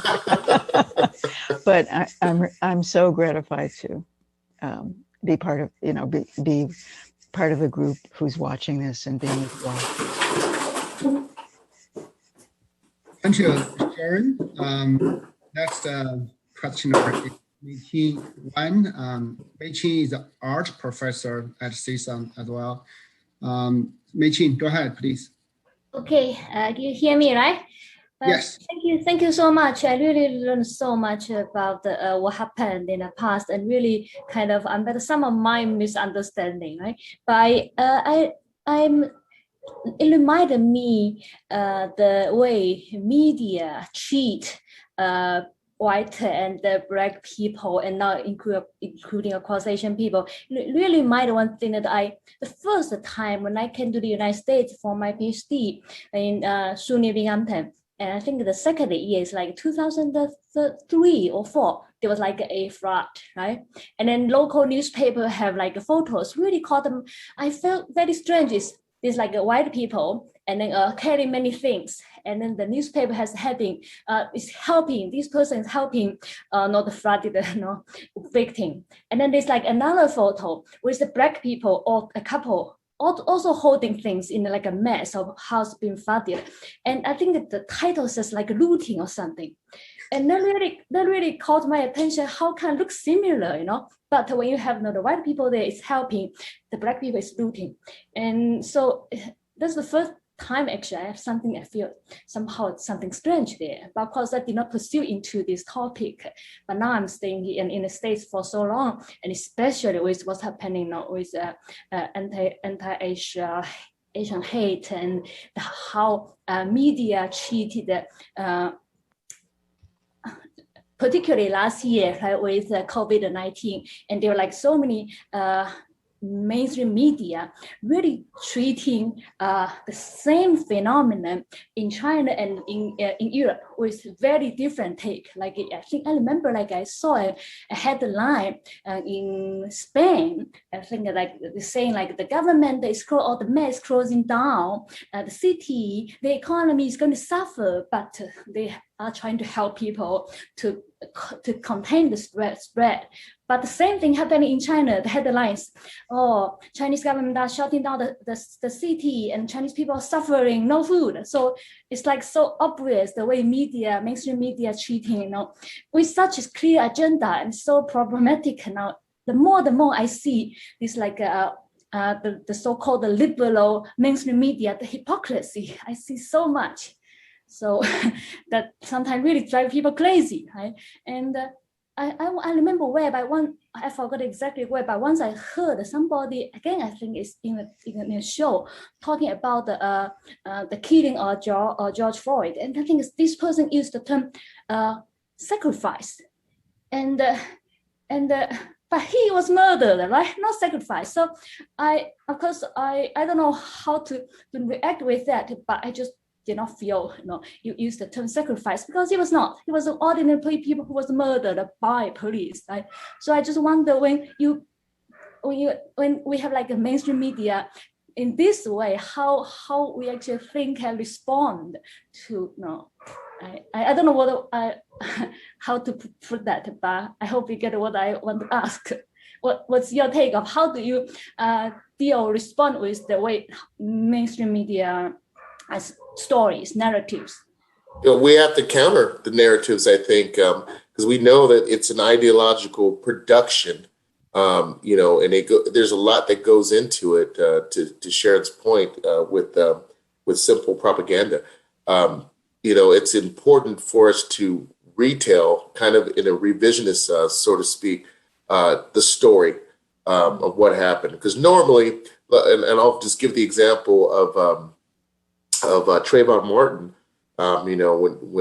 When they found out that he was murdered, they went and looked at his history, right?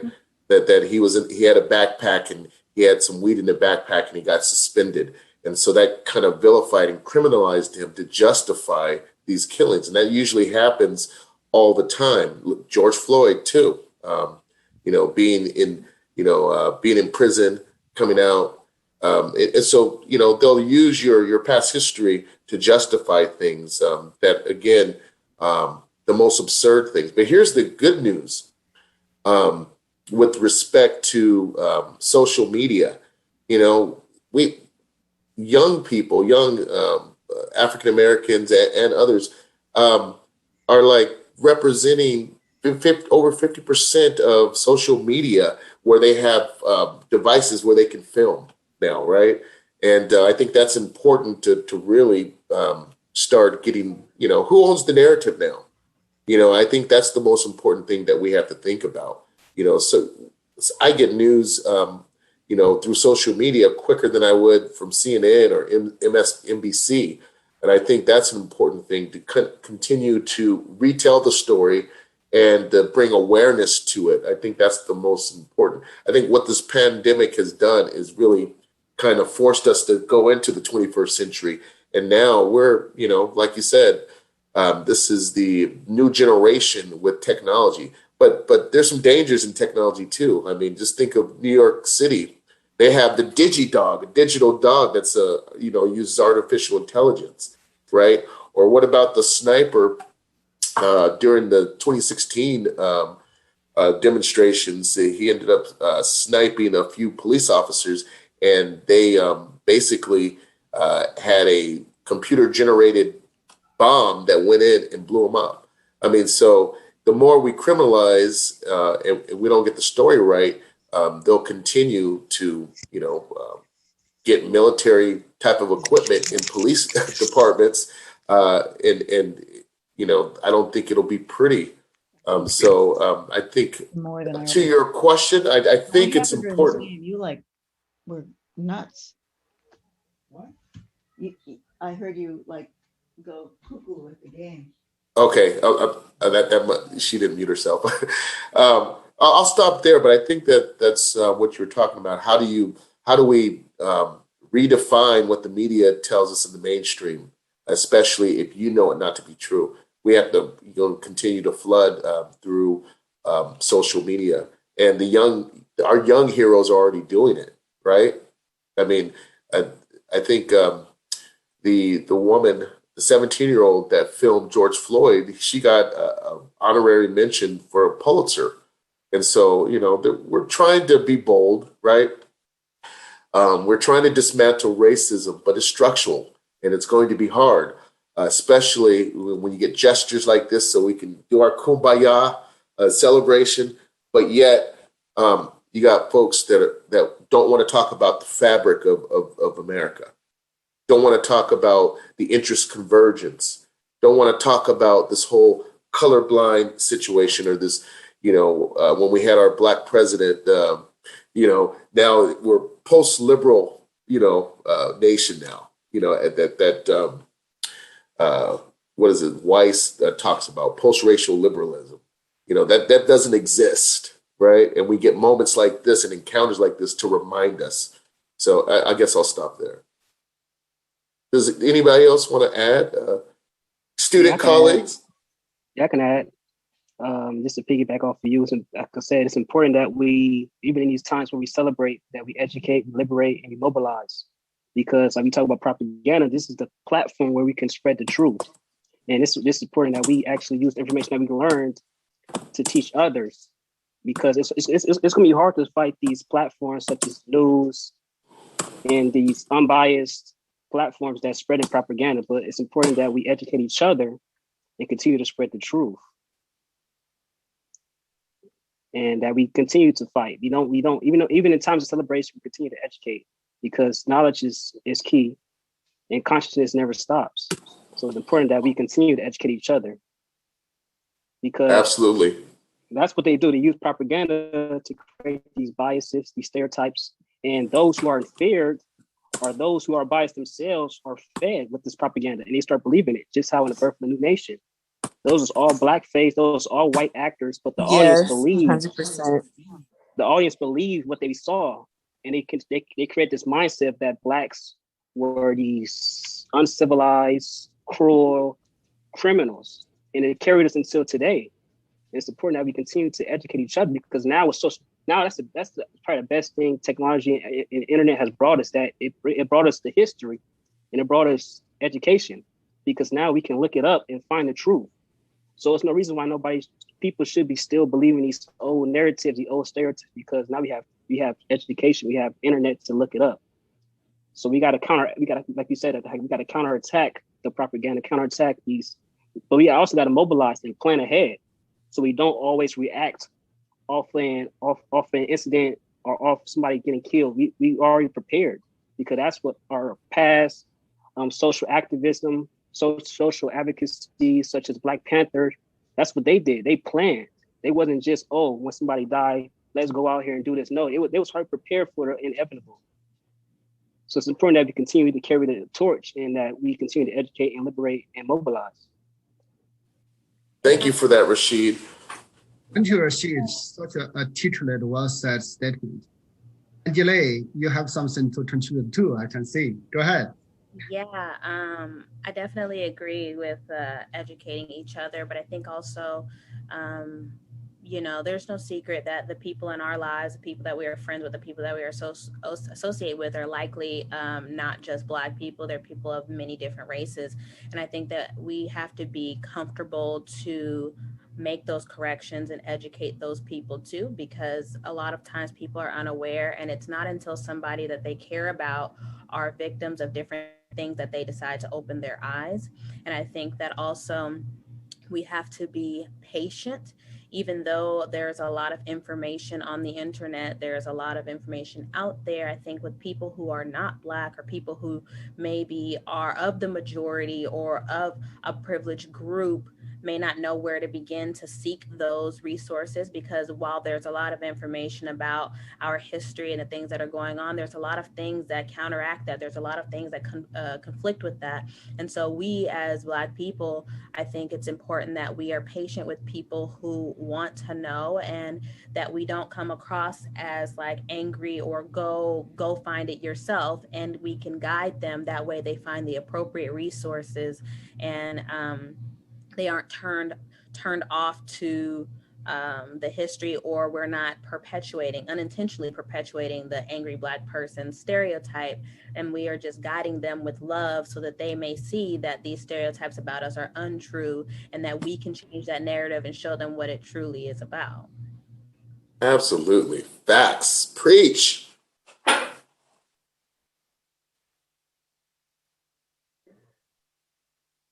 Thank you, Angela. Yeah, very nice.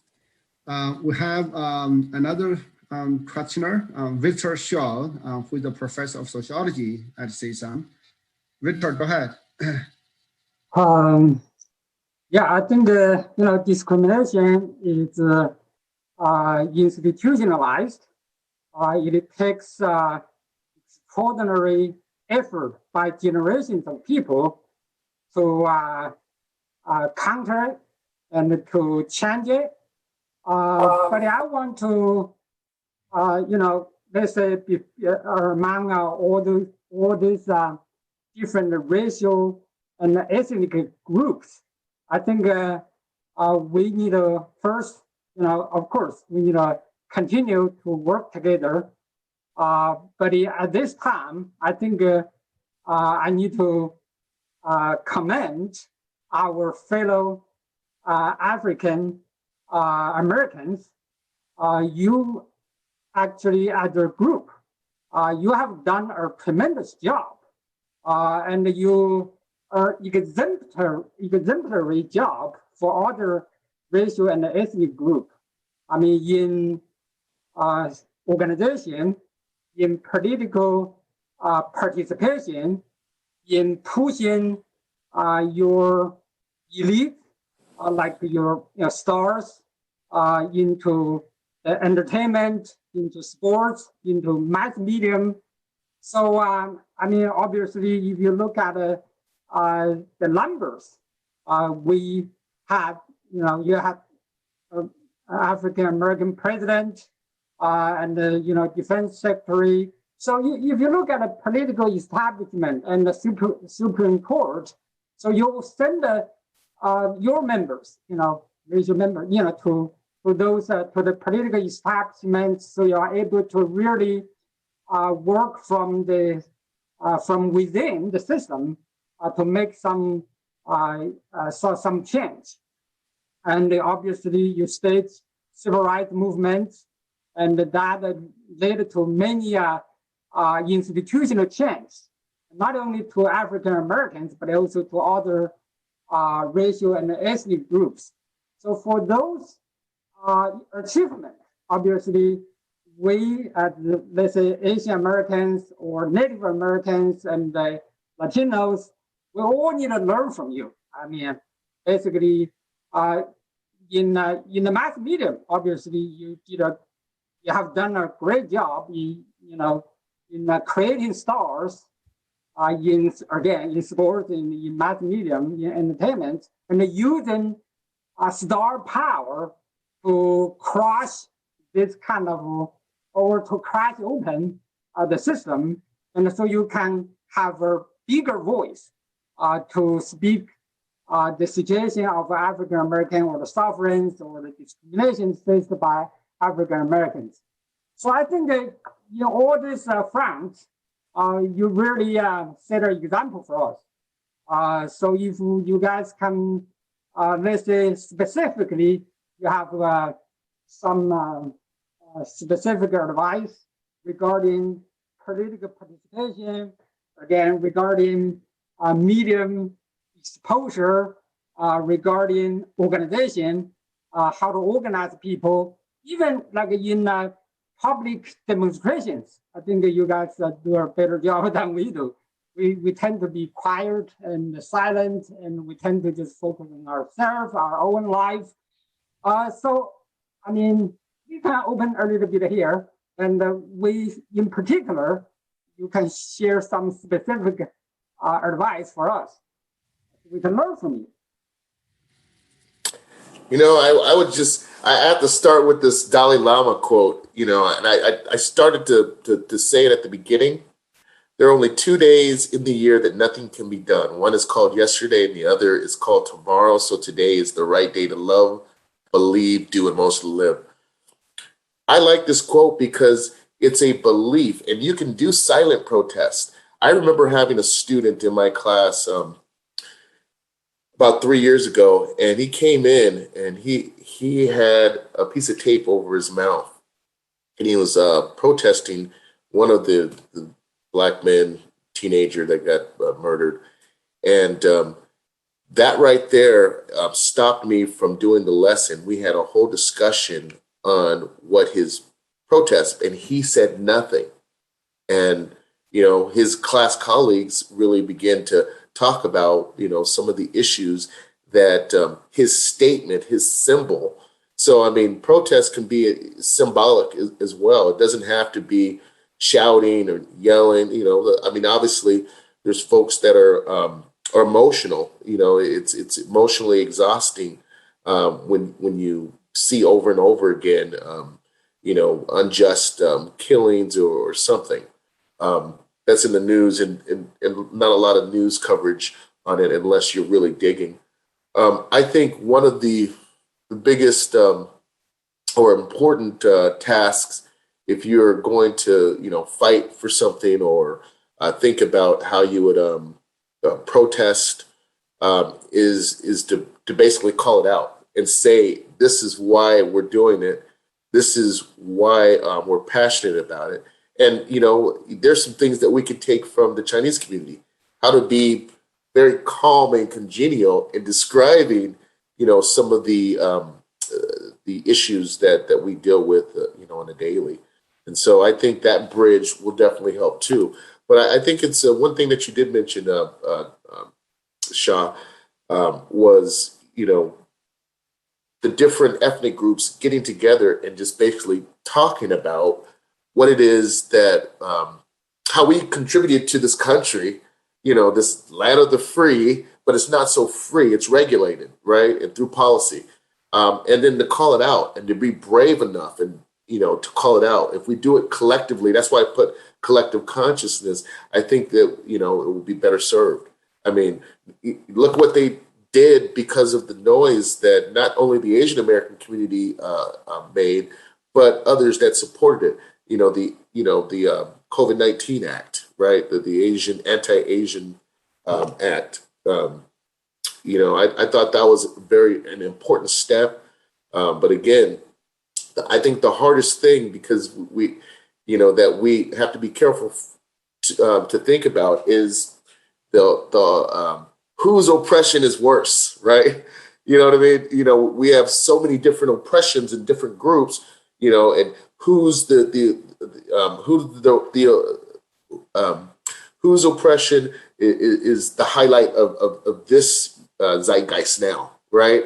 And so we want to look at these and center, and we have to center race when we're talking about this.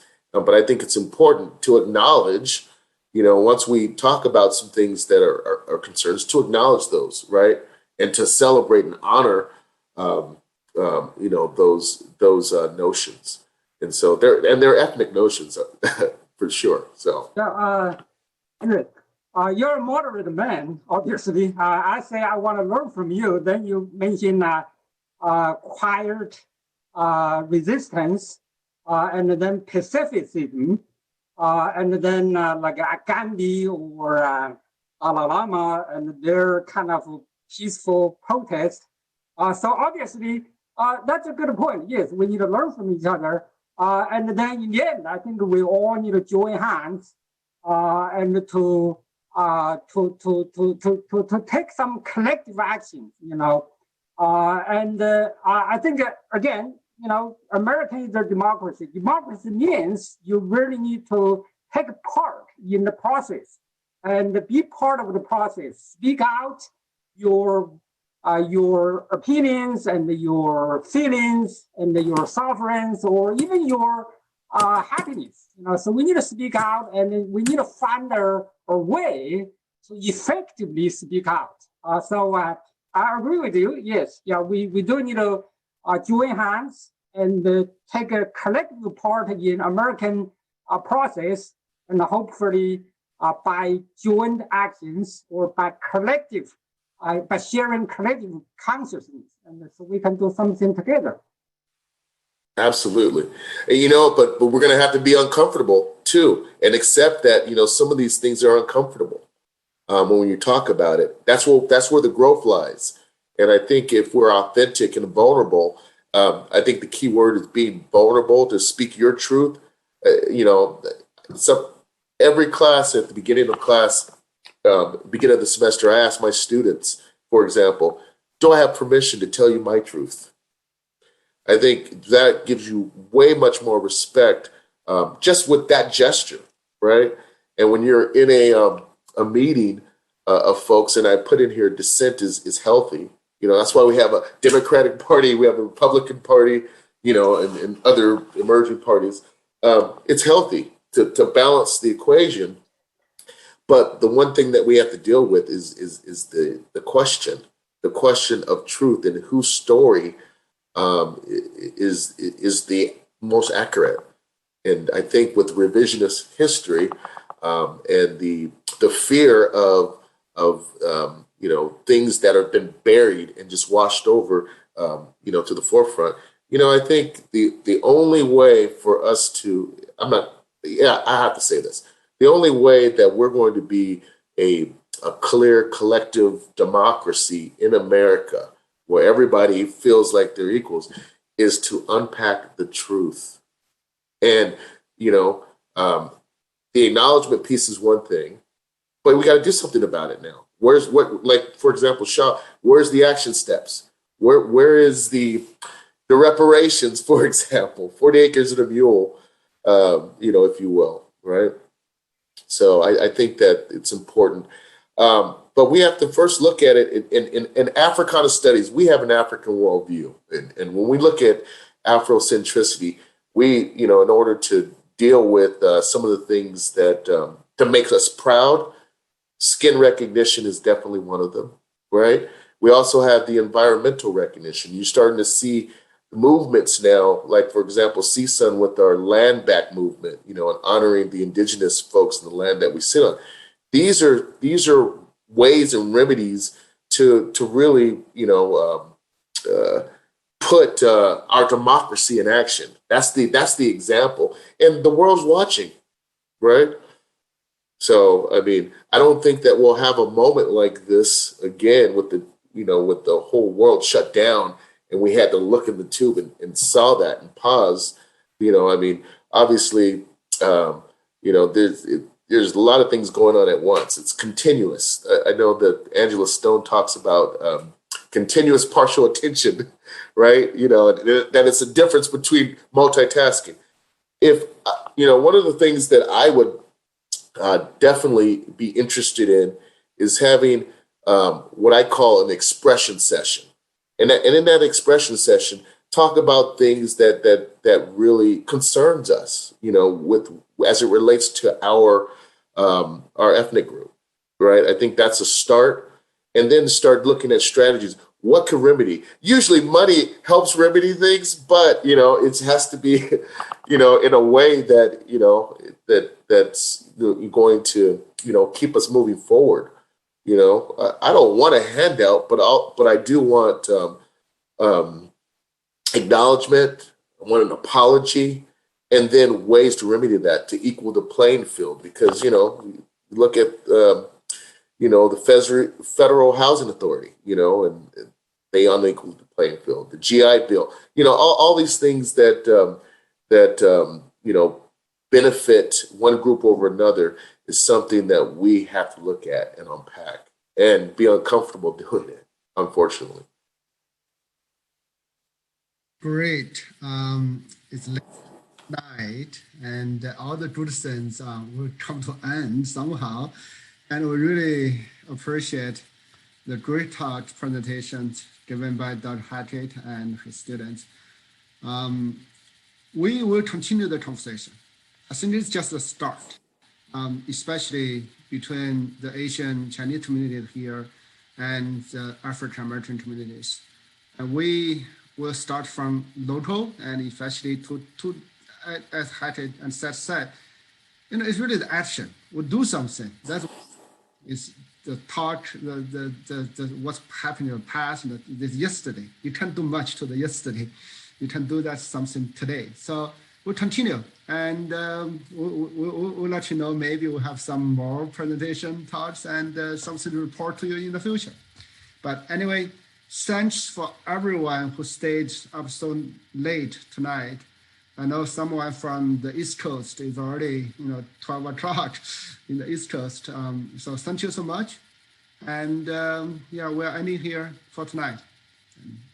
Happy Freedom Day to all. And Dr. Sun, thank you for allowing us to speak to the Institute members and participants. I want to send a shout out to my students. They were awesome as always. And, and like you said, Dr. Sun, they are our future. They have to deal with Generation Alpha. Thank you. Yeah. Thank you. Take care, everyone. Thank you. Bye now. I appreciate it. All right, now. Happy Thank you, Juneteenth. Professor. Thank you, guys. Happy Juneteenth, exactly. Yeah.